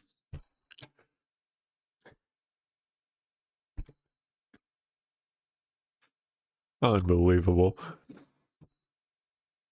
Donald Trump lost his bid for re-election in 2020, but for more than 5 years, he's been trying to convince Americans the opposite is true by falsely saying the election was marred by widespread fraud. This is coming from PBS. Yes, our beloved institution. Ah, yes. Public broadcasting. NASA plans man-moon mission after 50 years. Yep. Artemis. Jared Isaacman joins us now. Hey, Jared. Hi, good morning. Hi, good morning. So today or tomorrow, today's press conference, tomorrow is the test launch. What are you testing for? Well, so over the next couple days, we're actually going to start this process on Monday. We are going to put that massive moon rocket through all of its paces in preparation for its future launch. So we're going to load it up with all its liquid oxygen, liquid Heck hydrogen. yeah. We're going to put a bunch of ground tests through the system in preparation for what's only just weeks away, the most historic human spaceflight mission in more than a half century. You're going to see that rocket in 8.8 million pounds of thrust, accelerate 4 NASA astronauts farther into space than we've ever gone before, past the moon, around the moon, and safely back to Earth. This is the first mission in President Trump's Artemis campaign. And it will be the first. How do we go see the launch? Damn it! First manned lunar mission since wanna see it. 1972. First to include a woman. I wanna film the it. goal is to put human beings on the moon by 2028, so in 2 years. How will that be such a game changer for America? Well, that's a really good question. In the 1960s, we undertook the near impossible at NASA. We sent astronauts to the moon and brought them safely back to Earth. President Trump said, we need to go back, but we're going to do it different this time. We're going back to stay. So the president's national space policy established the goal of putting American astronauts on the moon and constructing a lunar base so we can realize the scientific and economic potential. This ensures our missions do not end like Apollo 17 did, that we are able to undertake repeatable, affordable missions to and from the moon, fulfilling a promise that goes back more than 35 years. The taxpayers put over $100 billion into this because the ultimate high ground of space is very important. That's why President Trump established the Space Force. Again, we're in a very big race here, returning to the moon and then making that next giant leap to Mars and beyond. Right. I know China has been testing a lunar lander. We have some facts about China's space program we can put up for the audience. How do we win the space race against China? By kicking their ass and shit. Well, I think obviously, returning to the lunar environment, it's obviously very hard. We haven't done that again in more than a half century. But again, I think establishing the infrastructure on the moon to realize its scientific and economic potential, that means making some of the next giant leap investments, nuclear power and propulsion, putting a nuclear Yep, we need a base. We need a moon base, guys. reactor on the moon. The Chinese It's the only way. said they're going to do it. We're going to do it first. We're going to have rovers on the moon. We're going to be mining, manufacturing, 3D printing the regolith, refining helium-3 on the moon, unlock the full economic potential and scientific potential on the moon, and then This is we're gonna be gonna so set our cool. sights on Mars and beyond. This is gonna be so cool to watch. Resources there. So what's next after the moon? Sorry to get ahead because I know the moon two more years from now. Will NASA send astronauts to Mars eventually or in our lifetime? Yes. We absolutely will. And again, President Trump did account for this in his national space policy. So he said make the investments in the next giant leap capabilities. That's nuclear power and propulsion. It won't be long before we are going to have the capability to send American astronauts to Mars. The trick is, the hard part is bringing them back. That's where nuclear power and propulsion comes in. So before the end of President Trump's term, we will launch our first nuclear power and propulsion rocket. That's going to essentially almost establish the transcontinental railroad to Mars. It's how you efficiently move lots of mass to Mars. So it's not necessarily always the fastest way to get there, but it gives you the tools to build out potentially a Martian outpost, certainly to mine and refine propellant on Mars, which is what you're going to need to bring your astronauts back home. Jared, you have a dream job for many of our viewers. Dude, seriously. Oh, I would just die to have that job. He's a good choice. I like him.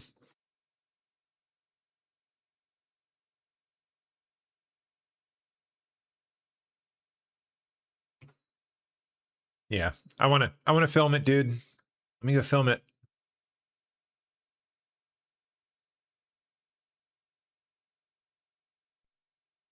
We have been given the scientific knowledge, the technical ability, and the materials to pursue the exploration of the universe. To ignore these great resources would be a corruption of a God-given ability. 10, 9, ignition sequence start. 6, 5, 4, 3, 2, 1, 0. All engine running.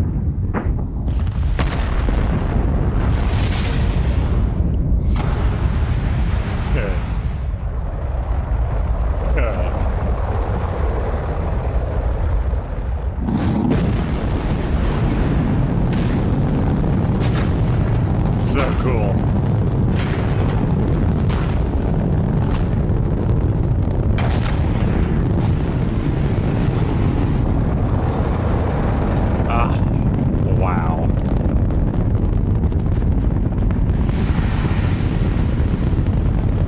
pure power.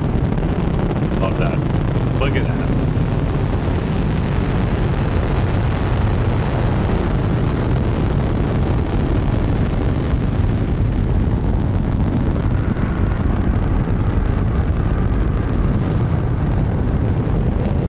Some of the most incredible footage ever filmed.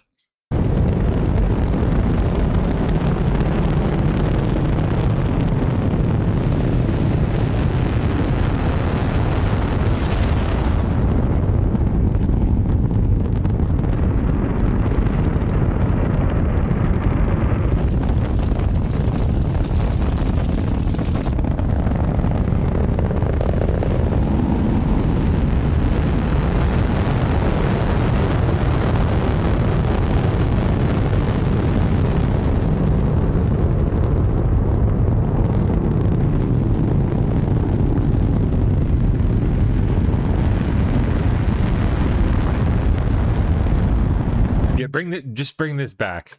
Bring it back forever. Just over and over forever. We can do these every day as far as I'm concerned. Just keep launching them. I'm game.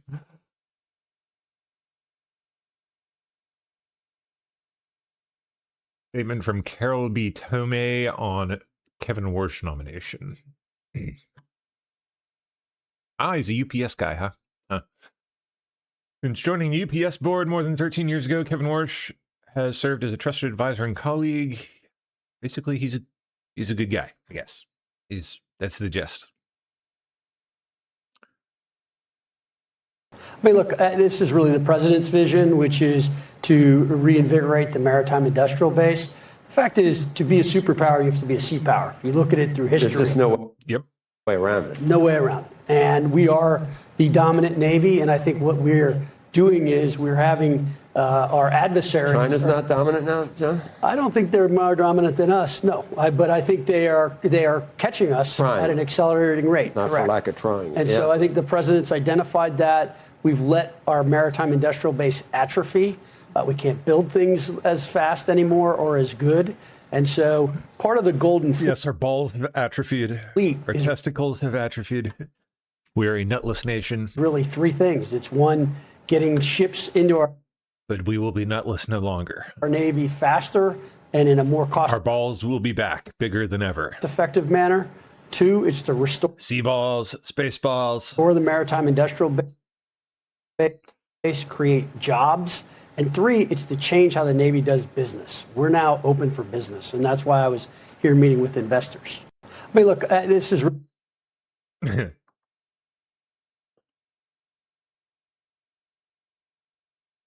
New Jersey Governor Mikey Sherrill announces Democrats will work with ICE protesters to track federal officers. Here we go again. So, happening in Seattle, that bitch in Seattle is doing this shit too, and now we have the governor of the entire fucking state of New Jersey announcing the same shit. Get your phone out. I've already met with AG. We are putting out information. This is crossing a threshold, okay? And I think once you see a good number more do the same thing, both state and mayor, local level, like this is truly like actually crossing the line into full blown, straight up insurrection, no question. They're actually using directly state resources, human resources, people, money to directly, like intelligence apparatuses, to feed this bullshit directly. I mean, that shit out of Seattle was just astonishing. I got to go back to that in a minute. We're going to bounce back to that in a second here. I've already met with AG. We are putting out information on helping New Jerseyans know their rights. We are not going to allow any ICE raids to be staged from state properties. And we are also going to be standing up a portal so people can upload all their cell phone videos and alert people. Like if you see an ICE agent in the street, get your phone out. Yes. We want to know. Because they have have not been forthcoming. They will pick people up. They will not tell us who they are. Right. They will not tell us if they're here legally. They won't check. They'll pick up American citizens. They picked up a 5-year-old child. We want documentation, and we are going to make sure we get it. So they're going to be opening up a portal, an internet portal, where people can upload all their cell phone videos and alert people. I think Tim Walz actually did the same thing in Minnesota, I think. Yeah, he did, right? The database, right? He did do that. Yeah, I think as soon as you start seeing these wackos cross the threshold into like using state manpower, as we're about to see in Seattle, having actual cops go out and do the dirty work, not just do nothing. Okay, that's one thing. Just ordering them to just, stand back and stand down, certainly bad. It's really bad. But crossing the line into actually having them go out and hunt federal officers and work with communist organizations, actual open communists, in that endeavor, that's going to new territory. That's it's gonna get spicy quick.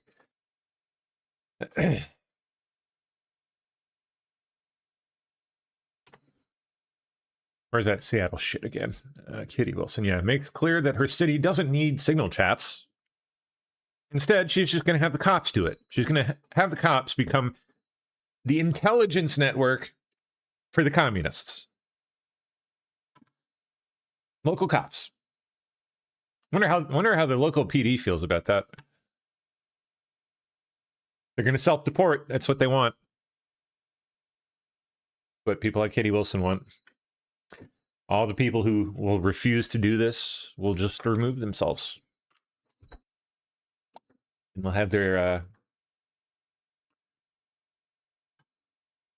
shock troops ready to go. All right, where were we here? Senate Democrats reached a deal with the Trump admin to partially fund the federal government. Yeah. Gavin Newsom says my office is filing a civil rights complaint seeking an investigation into Dr. Oss's baseless and racist allegations against Armenian Americans in California. What did he say?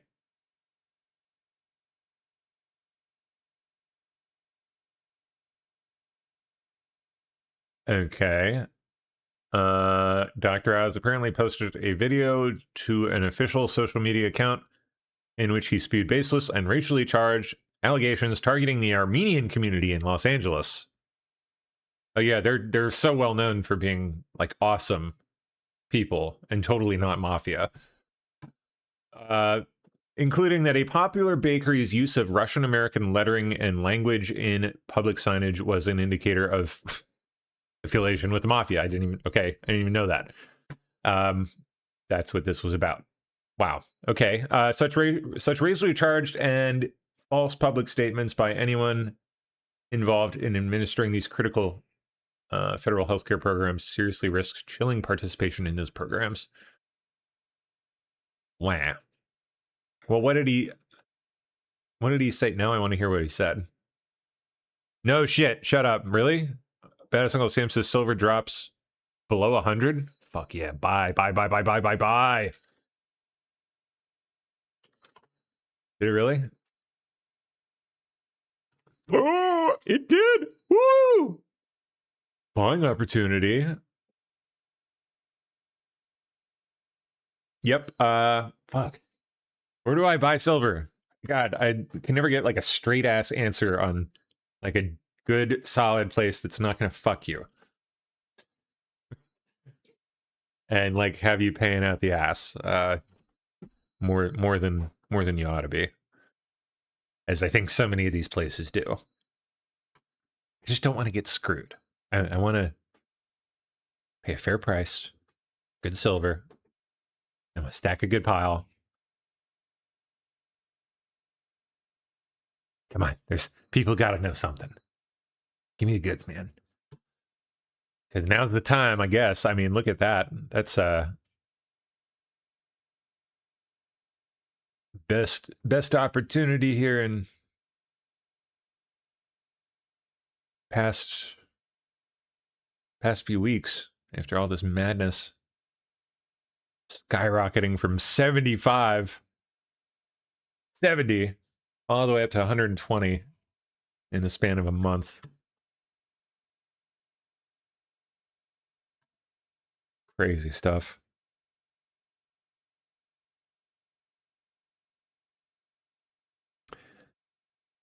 Ampex is where I go. Pawn shops. Yeah, I guess you do pawn shops as long as you know they're not like giving you garbage. And AppMex charges way over spot. Yeah, see, that's what I want to avoid. Like, so many of these places do that. So many of these places freaking screw the heck out of you. Charging like a fuck ton over spot. Like, isn't there a place that just fucking charges spot price? Most of them, when they like, there's gotta be silver and gold coin shops. Okay, I have to look around here for that.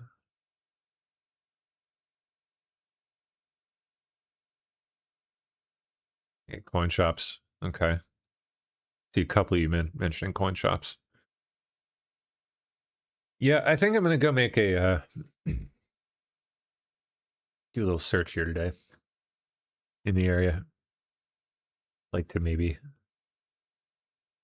stack just a little pile, just a little stack.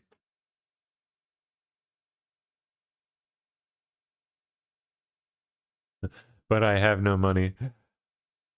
I mean, I have a little pile to sit on for well, stuff like this. It didn't up until recently, but yeah, I did sell. I was able to sell a lens. Finally, first one in a year. I think I mentioned like a month ago. Yeah. So I do have a pile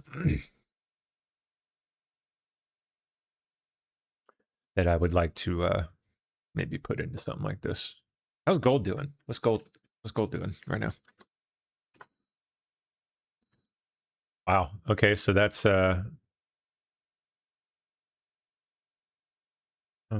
wow, it hit 5,600 high. Man, oh man. You know, I should have sold.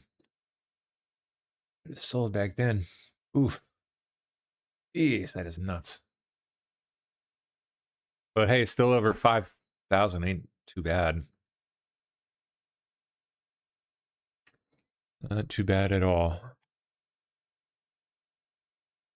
Buyovergold.com. Check them out.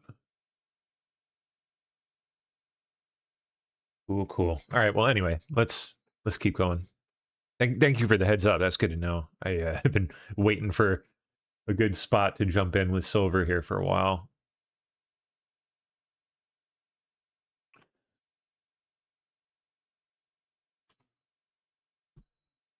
Yeah, gold. I'm just hold it. Yeah, you're right. I mean, in hindsight, it would have been nice to sell it like, you know, a week ago and then jump back in now that we're down. But you're right. It's better to just fucking hold it. I've held that gold for forever. I've had that 1 ounce for years, many years. You know, I guess it's probably been a good while, 4 or 5 years. Wish I had more, but better than nothing. Silver, though, I need to get on. Silver, I have very little. Just what a handful of people have gifted me. I've not purchased any silver myself, so we'd like to change that.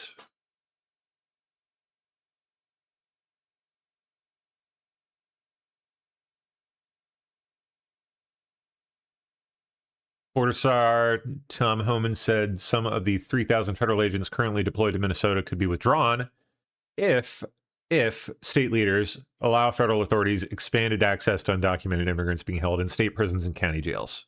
More efficient, President Trump's border czar Tom Homan said Thursday that the large-scale immigration crackdown in Minneapolis will start looking different. What we've been working on is making this operation safer, more efficient by the book. When asked for his take on the shooting deaths of Renee Good and Alex Preddy, Homan was more measured than some other administration officials earlier. Do I have an opinion? Yeah. My personal opinion. People come to us and they're... I'm going to tell you, let the investigation play out, see where it goes.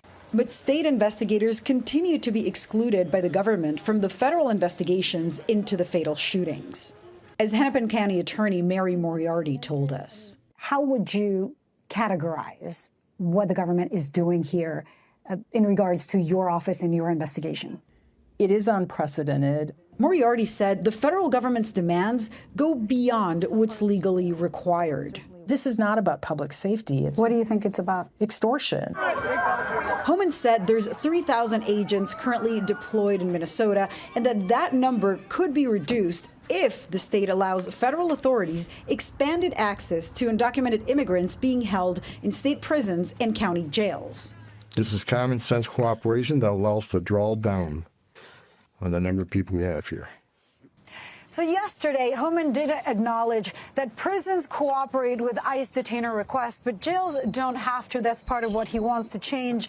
In terms of the investigation into the deaths of Alex Preddy and Renee Good, the Hennepin County Attorney told us that they are deciding whether to file criminal charges against the agents involved, but that there is no such thing as the agents having absolute immunity, despite what some administration officials might have suggested.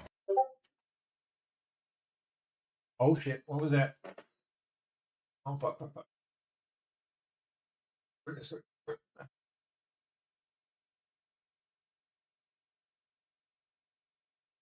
All good. False alarm. False alarm. Thought I might have another GPU drop to go try to get in line on, but no.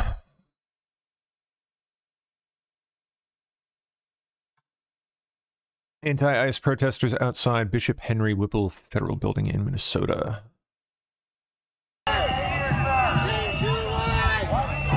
Yeah, I've been investing in GPUs lately, actually. all you people investing in gold and silver, yeah. Screw all that. I just invest in NVIDIA GPUs. Which actually, not too bad. You can snag one, you can walk away with $1,000 on it in profit. If you can snag one. That's the question. Okay. Pam Bondi. At my direction early this morning, federal agents arrested Don Lemon. Oh, and some others too, huh? Traherne Jean Cruz, Georgia Fort, and Jamail Lydell Lundy in connection with the coordinated attack on City's Church in Minnesota. Good. Good.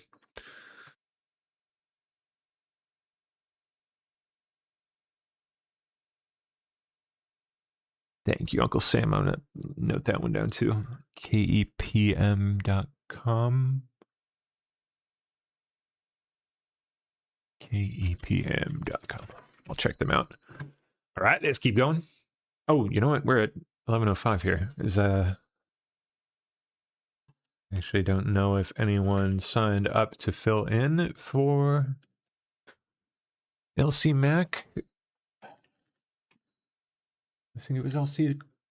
Oh, no, it wasn't LC. It was Poe. That's right. Poe asked for coverage from 11 to 1. Oh, well, Mike's in. Are you filling in for Poe? I'm looking in the Zoom chat here. Oh, yeah, okay, you were dropping the KEPM thing. Cool.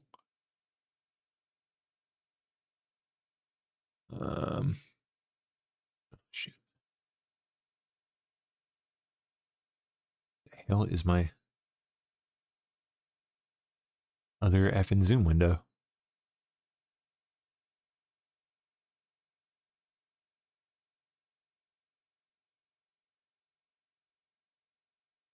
There we go. Okay. All right, well, let me keep going here. Hold on.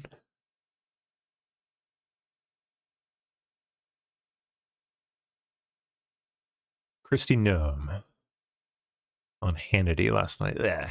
All right, why not? Let's see it. When you hear the never-ending refrain from Tim Walz, Gestapo, Nazi, fascist, or, Mayor, I call him Small Fry out there, get the F out of our city. Well, if they did leave the city, all of these people would still be there, and the people in their city and the people in their state would be less safe and less secure. Do you have a message for the governor and for the mayor? Yeah, I would tell them to be leaders and to change their rhetoric, because it is encouraging the kind of violence that we see on their streets today. Their riots are attacking our officers. Oh, they know. That's why they're doing it. When they're doing their work, but even at night at their hotels. And they haven't allowed their law enforcement to keep them safe. Even while they're off shift, they can't go to restaurants. They can't operate safely. They've had their lives threatened and their families' lives threatened. So I would encourage the governor to work with us, the mayor to work with us to get that'll be the day. Those dangerous criminals off the streets. That's all we want. We have specifically in Minneapolis targeted human traffickers, sex traffickers, and child predators. Help us get those individuals off your streets before they create more victims. That's the work that these officers are doing every day. And they have an opportunity here just to work in partnership with federal officers who are doing exactly what the people who live in that community want them to do. Yep. Okay.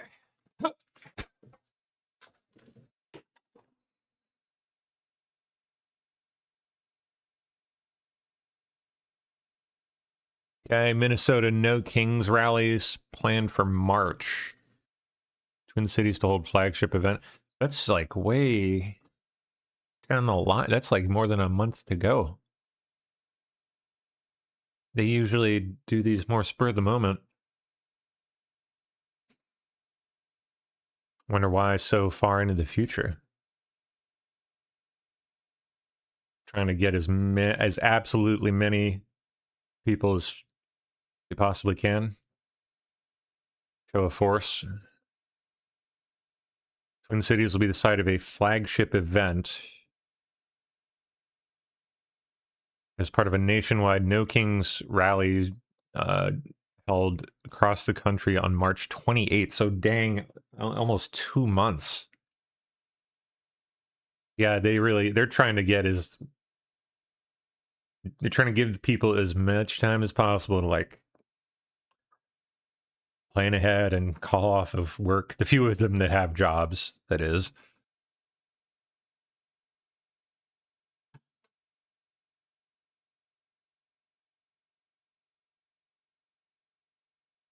Okay. Adam Kinzinger. Fucktard. Almost forgot he even existed. I was just sitting around thinking about something, so I thought I'd do just like I was just sitting around wearing my Ukraine shirt, just thinking about stuff. Quick video on it. Totally wasn't on Grindr. Donald Trump is always a victim. Always. I mean, think about it. He is the most powerful man in the world. He got reelected. I mean, if he's that, what does that make you? Eventually, to the presidency. Like, you would think this guy would sit back and be like, okay, good, I won. I'm happy. He's always miserable. He's always whining. I mean, could you spend... Says the man as he whines. An hour. Incessantly. Like, how can you whine about someone whining? Even.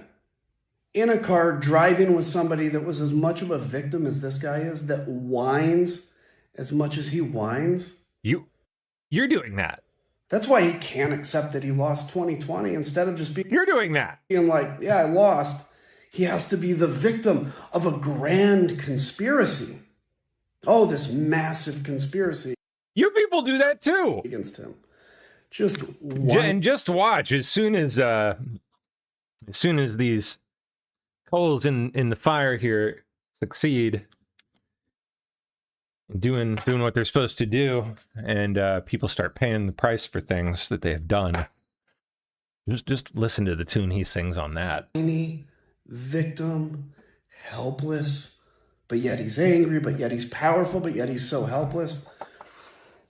I mean, listen, if Donald Trump truly has been the victim of all the things he claims he's a victim of, then he's like the weakest man ever in history. Which is it?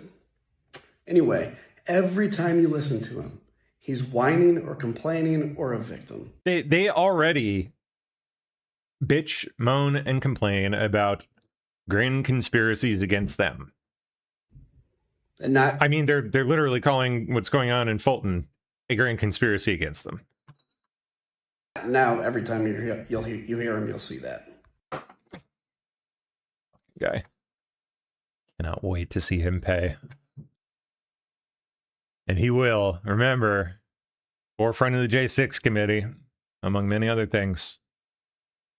This guy did some bad stuff.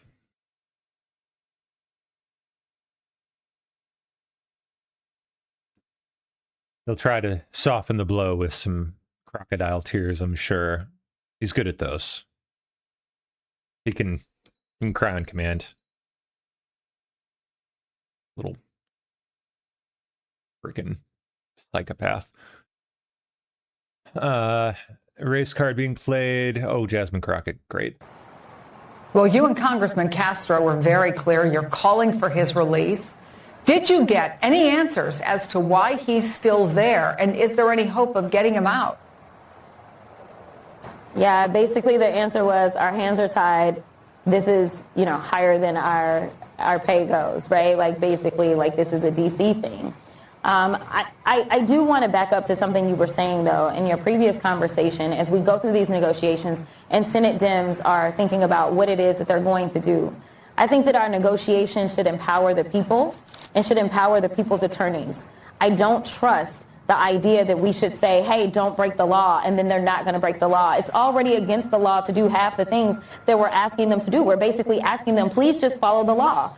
I want to do things like let's look at a real speedy trial issue as relates to detainees. We have speedy trial for everything else. Let's put some timelines on this. Let's put some more parameters that empower their attorneys to get people out of custody that are suffering right now. Those are the things that we should be doing. We should be working on a pathway to citizenship. We should be using this moment to make sure that we give the resources and tools, not only to make sure that we're keeping our border safe, but also that the resources are there to actually process cases so we know who has real asylum cases and who doesn't. And the final point that I'll make is so many of these people are sitting in custody, and I'm so tired of hearing they're illegal, illegal, illegal. They are. Tired of hearing they did it the wrong way. They did. Was not the story that I heard from so many people. They were quote unquote. Well, yeah, I'm sure they told you that they were just poor, sad little people doing it the right way, living in a shithole country. Just wanted a chance at a good life. They were showing in America up to their meetings, and then they were being hauled off when they were showing up, or they were showing up to court and they were being hauled off. I am tired of the nonsense. Oh. Let's be honest. This administration has decided that it wants to target anybody who has a little bit of melanin in their skin, or target people simply because of an Yes, that's right. We're doing it because they're brown. Accent. Not because they're not supposed to be here. Not because they're a massive drain on literally everything that we try to do. And whether it's big scale, small scale, they're drag on everything. Yeah, it's not because of that. It's because their skin's brown. It's not who we are supposed to be as Americans, and it is time for us to call a thing and say that we're going to do better. But right now, I don't trust this administration to do anything that involves them following the law. So the best thing that we can do is empower their attorneys so that when they get to court, because it seems like the only branch of government that hasn't completely failed us right now is the judiciary. Well, one of the things that we've been seeing, and we have gotten numerous reports about, particularly in Minneapolis, is people getting picked up. They say they're citizens. They say they want to.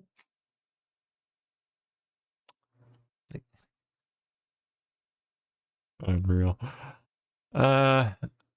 In Somalia, they're blowing whistles, just like Minneapolis. Ready?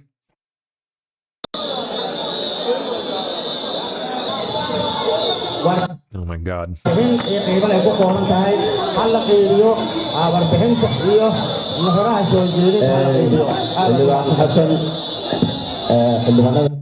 They're literally boxing each other. Like, weekly.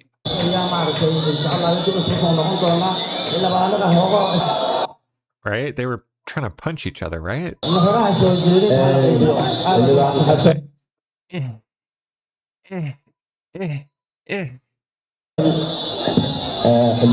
Bitch boy hits. Come on. Come on, you can do better than that.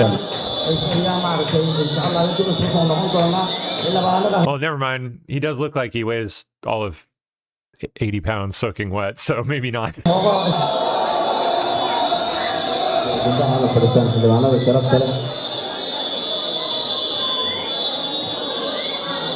Jeez, man. Armed clashes across the country.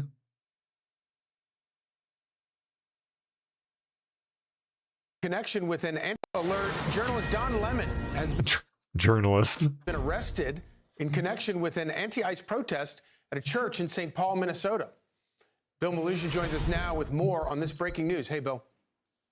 Yeah, Charlie, good morning to you. Our colleague David Spunt and I getting this breaking news from multiple law enforcement sources just minutes ago, confirming that former CNN anchor Don Lemon has been arrested by federal agents in Los Angeles just after midnight this morning at a hotel. This obviously all in connection with that storming of a church in St. Paul, Minnesota by that group of anti-ICE agitators. Now remember, the feds had gone to judges to try to get Don Lemon arrested before. They went to a magistrate judge in Minnesota who didn't sign off on an arrest warrant for him. Then it went to a judge above him. He didn't sign off on an arrest warrant for him. Then it went to an appeals court. They also decided not to sign off for an arrest warrant for him. So there was experts who were predicting that perhaps the feds would go to a grand jury. It remains to be seen if that's what happened here, but we can confirm that Don Lemon was arrested in Los Angeles by federal agents just after midnight Los Angeles time at a hotel. Now, typically, standard procedure with an arrest like this is the defendant will likely make their first court appearance sometime the same day. So there's a chance we may see Don Lemon make his first court appearance in Los Angeles sometime today. But obviously, this is going to grab all sorts of headlines. 3 other protesters from that church.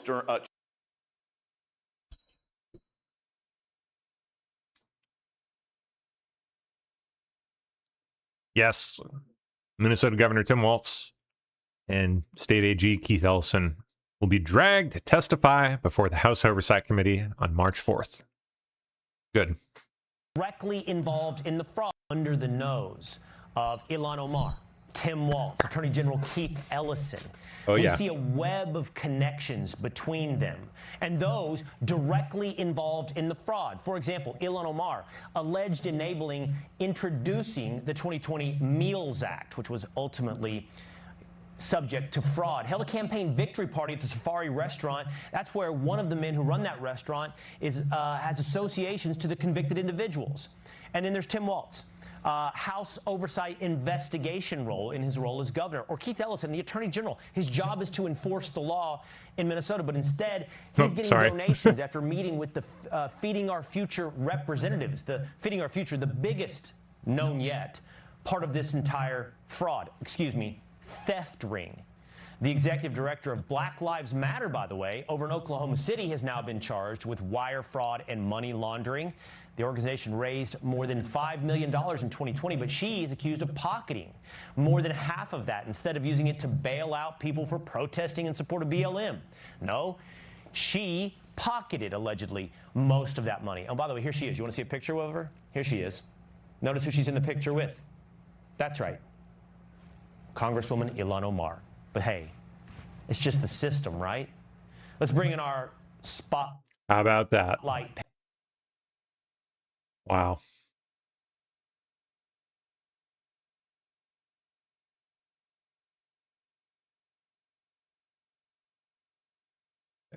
image is key. President Trump has definitely transformed the Oval Office like no other president has. Oh, yeah. I've been Gold, baby. Hey, it's Doug Mills. Cool.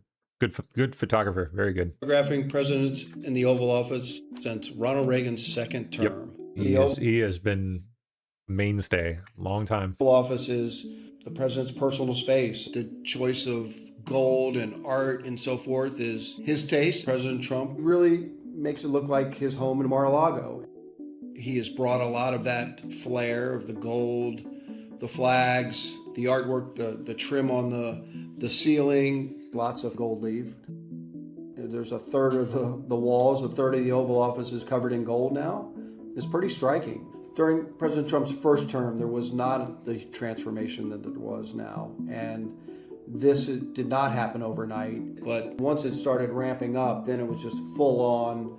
Every time you walked in, you were just shaking your head like a bobblehead looking around just to see all the different things that were in there. One day I was in the Oval Office when we had an interview with the president recently, and I noticed this Jackie Kennedy painting of her on the wall, and I was very struck by it because it looks so different than all of the other portraits that are in there, which are typically just from the waist up of older politicians, and I'm shocked that there was enough wall space to put it in there.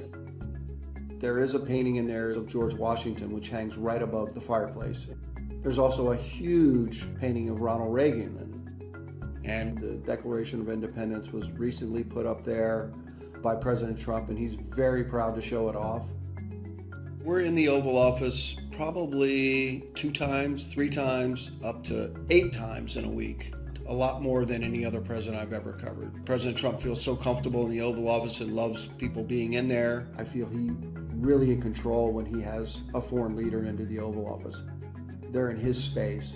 They're in his environment. It's remarkable because typically the president would always say, we'll take questions at the press conference, because he's so comfortable in the Oval Office.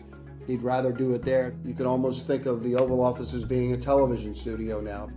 He knows every camera angle, where the media is set up, where the photographers are, where the reporters are. Frequently, he'll speak from behind the desk. This is fascinating. It's really interesting. Obviously, it looks good. It looks powerful, and image has a lot to do with, the way President Trump handles himself. Image is key. I respect Doug Mills big time. He's I mean, you can tell from that video.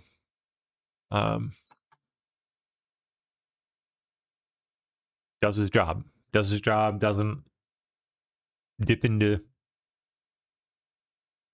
political nonsense. He just takes good photos, observes, reports. He's a good guy. One of the good ones, I think. Took the famous photo at Butler. Or, I mean, many famous photos at Butler, but like the iconic one was him. The one with the bullet whizzing by, among others.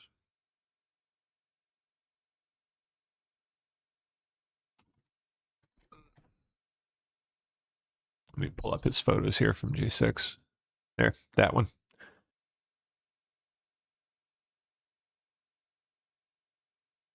Yep. This one. Him on the ground. This one. The raised fist. And the blood down his cheek.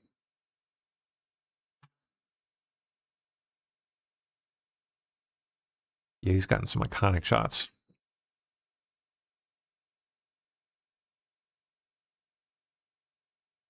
And Trump recognizes that with him too. He doesn't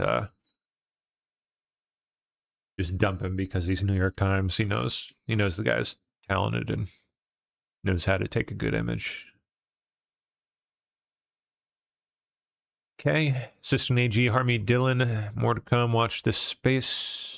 Talking about Pam Bondi, responding to Pam Bondi here, retweeting her, announcing the arrest of Don Lemon and the 3 others on the church incident in Minnesota. Dylan saying more to come on that. More arrests incoming. Perhaps, I don't know, maybe the people that were giving the orders, the people that were coordinating this,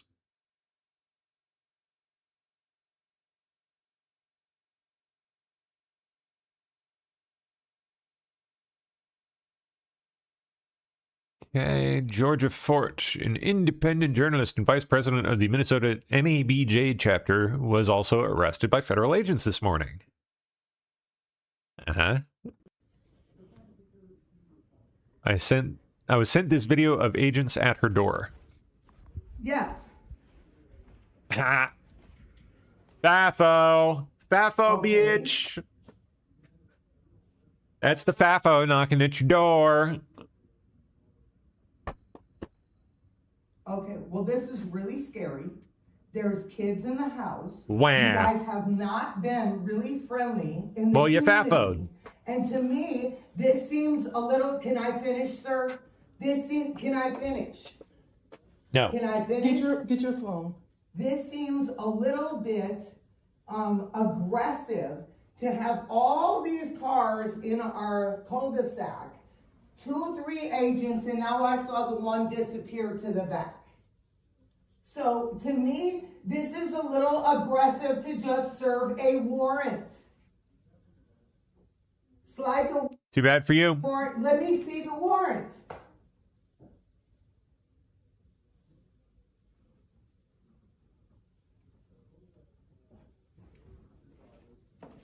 Okay.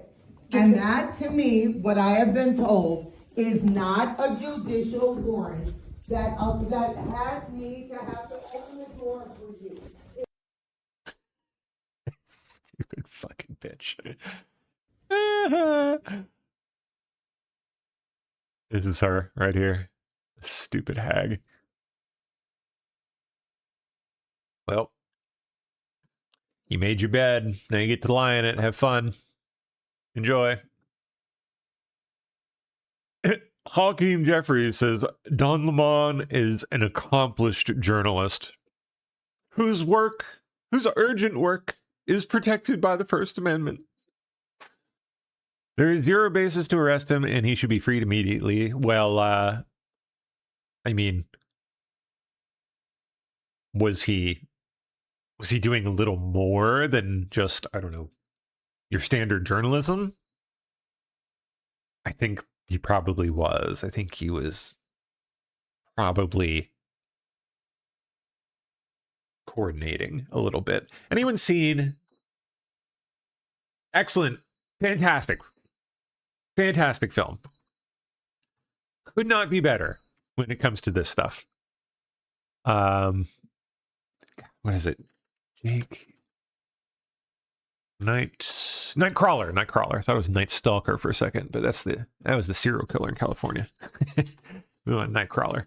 This is it's a damn good movie. One of the best movies of its era. Stars Jake Gyllenhaal as a young freelance cameraman, a videographer, a news videographer, who finds his later in life finds that he has a knack for the camera and takes a lot of enjoyment in filming news, right? Begins a career after a bunch of failures, previous string of failures in other endeavors. Finally ends up with a camera after coming across an accident on the highway and seeing a news crew show up and run in and film it. And he realizes, oh my God, people can make money doing that. I could make money doing that. So he starts doing it. He gets a camera, cheap old camera, and gets a scanner, police scanner or whatever, and starts going around to accident scenes and filming the accident scenes, and getting really gruesome, bloody, brutal stuff, right? Because blood and guts sells. We all know it. Everyone knows it. And he starts making money. He starts getting good at it. Starts getting really good at it. And he starts getting like addicted to it, like a high almost. And he starts seeking out bigger and bigger doses, right? Starts turning up the dose. And eventually he starts think at one, well, okay, so at one point, I think at one point he comes upon a crime scene where someone has been shot, like, and is still hurt, murdered, could be dying, something like that, and he goes in, and rather than calling the police right away, gets the camera out and starts filming someone like bleeding out on the floor, bodies, walking through a crime scene, contaminating it, filming it, goes and sells that, somehow gets away with that, and then he starts staging the scenes for greater dramatic effect, comes upon accident scenes and decides, oh, that guy's body would be much better positioned in this little pool of light on the highway. Drags the body over into the pool of light, gets the camera out, films it after staging a scene with a person's fucking body, goes and sells that. It is, oh my God, it is such a freaking gruesome and just awesome tale of news depravity. It is this in a nutshell. It is Don Lemon. It is Don Lemon. Give me the trailer. It's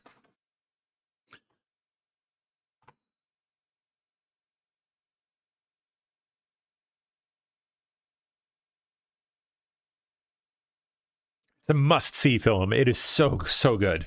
Cannot stress that enough. It is a really, really good film.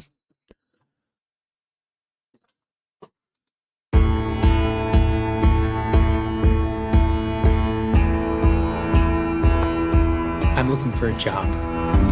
Beautifully shot. In fact, I've made up my mind to find a career that I can learn and grow into. Who am I? I'm a hard worker. I set high goals, and I've been told that I'm persistent. And I'm thinking, the television news might just be something I love, as well as something I happen to be good at. Now, I know that today's work culture no longer caters to the job loyalty that could be promised to earlier generations. What I believe is that good things come to those who work their asses off. And that good people who reach the top of the mountain didn't just fall there.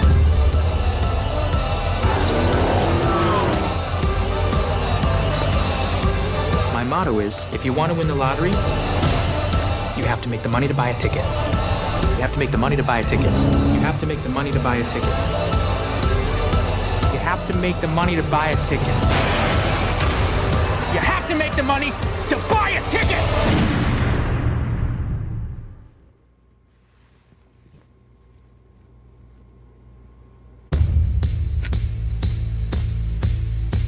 It is a damn good film. It is, I wouldn't quite put it on the level of Network, which is probably my favorite of all time, but it's up there. It's close. It is a really, really good movie, and on more or less the same topic. It's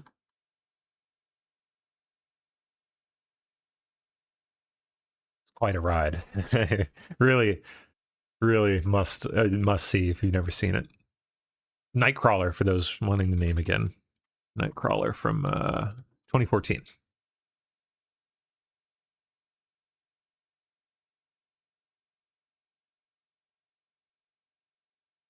Yep, that's these people. Oh, here's independent journalist Georgia Fort, arrested along with Don Lemon.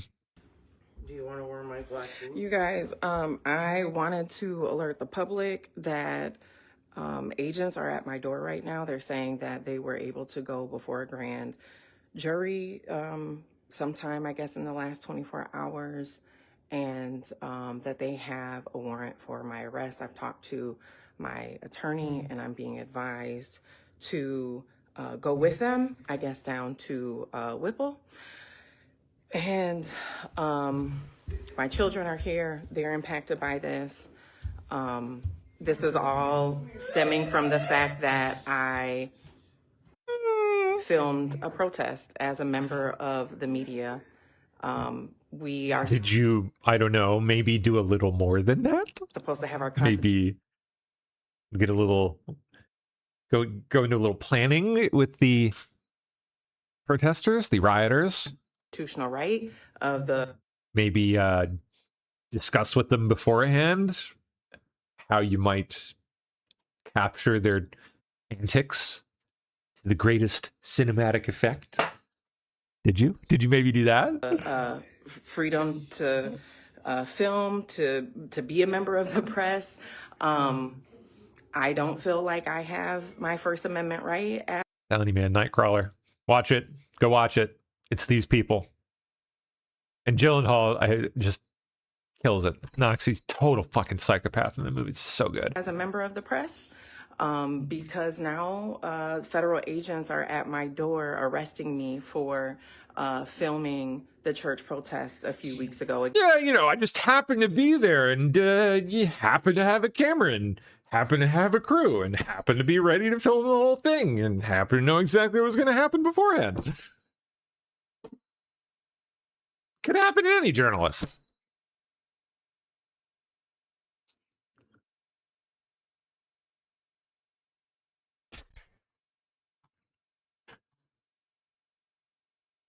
Okay.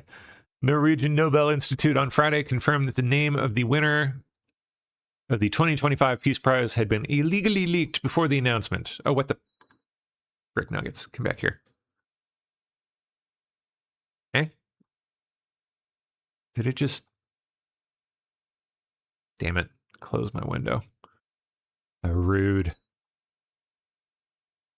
How incredibly rude. Okay. How do I restore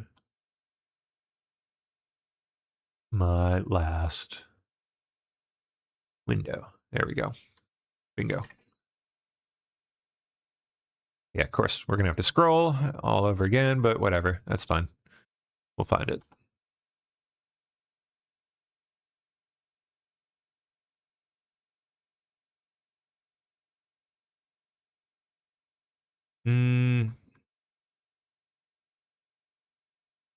Yeah, we saw that, right? Saw that. Saw that. During the Don Lemon stuff. Where's all the Don Lemon stuff? Here we are. Getting there. There we go. Okay.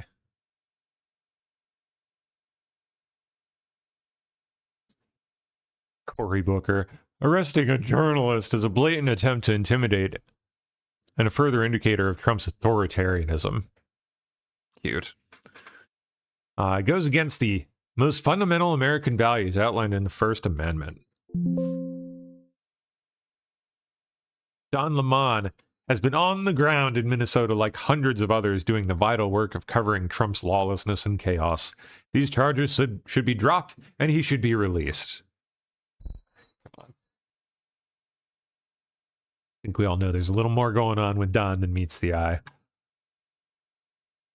All right, so what is this about the Nobel Institute on Friday confirmed that the name of the winner of the 2025 Peace Prize had been illegally leaked before the announcement without ruling that a state actor may have been involved. Eh? So, well, like, which one? Who did it?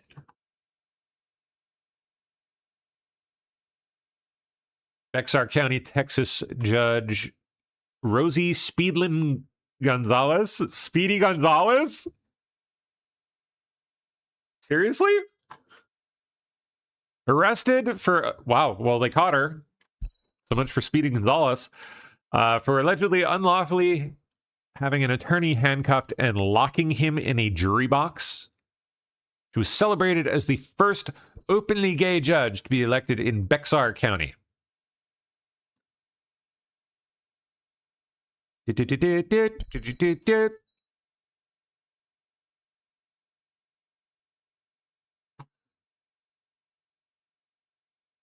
Okay. Yeah, we saw that. Testifying March 4th. Tim Walz's Minnesota National Guard now retreating back from anti-ICE agitators, letting them violate the barricaded zone.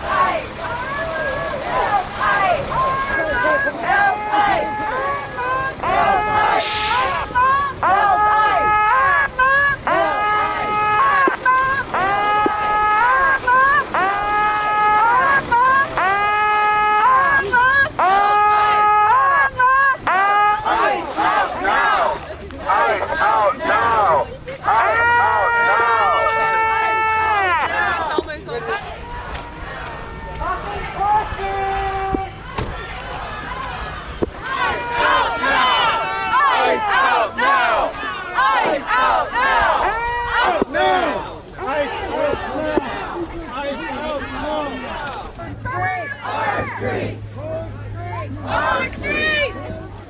Our streets! Our streets! Our streets! Our streets! I think they're saying. Let our children go! Let our children go! Durr!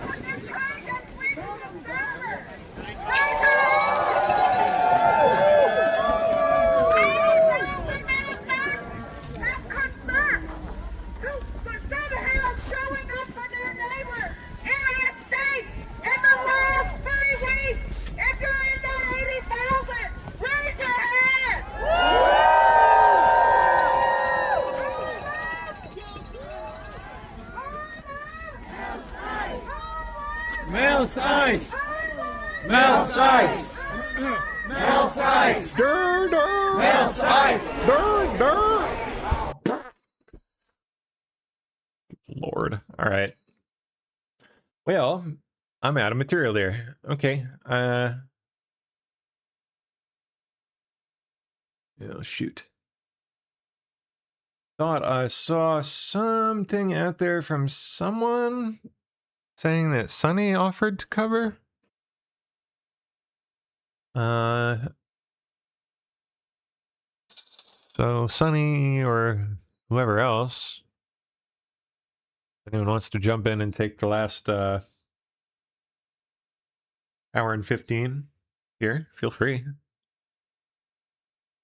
Floor is yours if you want it. Roxy, okay, there you go. Sunny was there. I missed, if she was in Zoom, I missed it. Maybe I missed her in D-Live.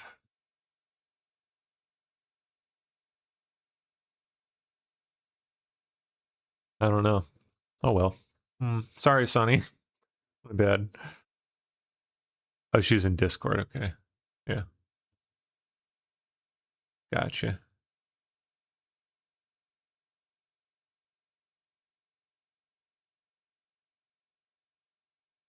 Excuse me. She can kick me out, Roxy says. Well, yes, Sunny, if you want to come to, if you want to come take it, it's all you. I'll send her a message on Discord and see if I can get her in here. Oh, I actually got a message there. Yep, there she is.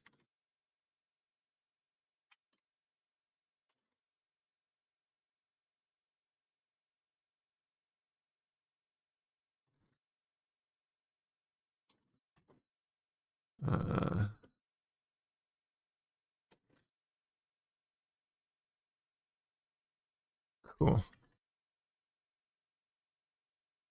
Okay, we'll see if she responds here.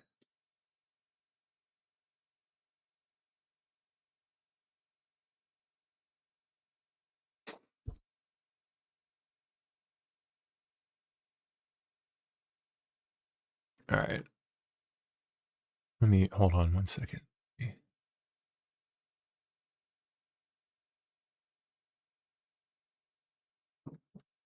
See what else we can pull up here while we wait to hear back from her.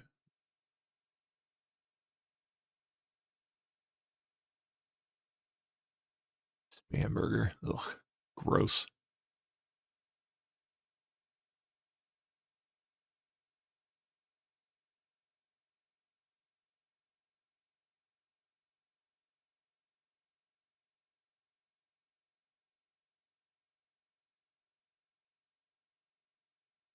Physical abuse. Oh, hey, look at that. Just 30 minutes ago.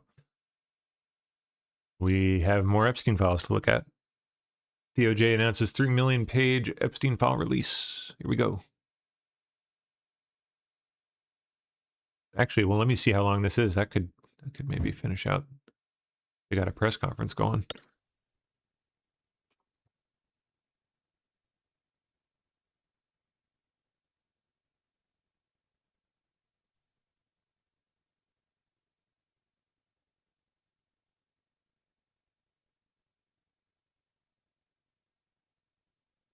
Oh, come on. DOJ Epstein.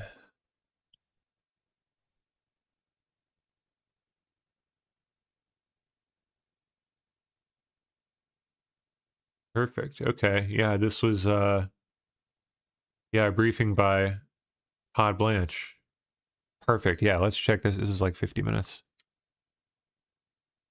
Let's check this out.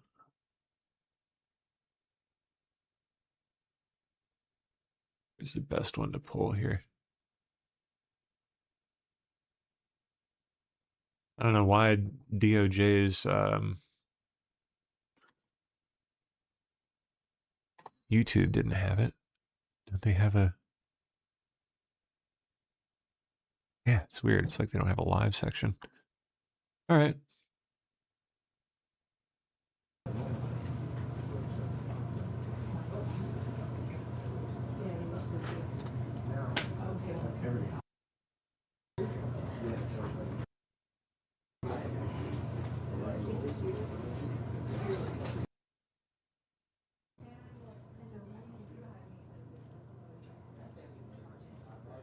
There we go.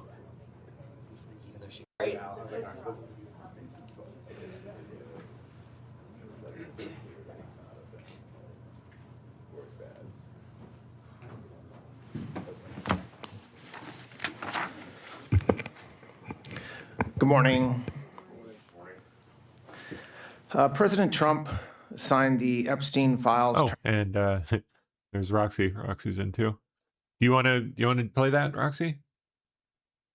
It's up to you. I'm just here, so if you want to go, I'll cover it. If not, I'll wait and see what Sunny's doing. Up to you.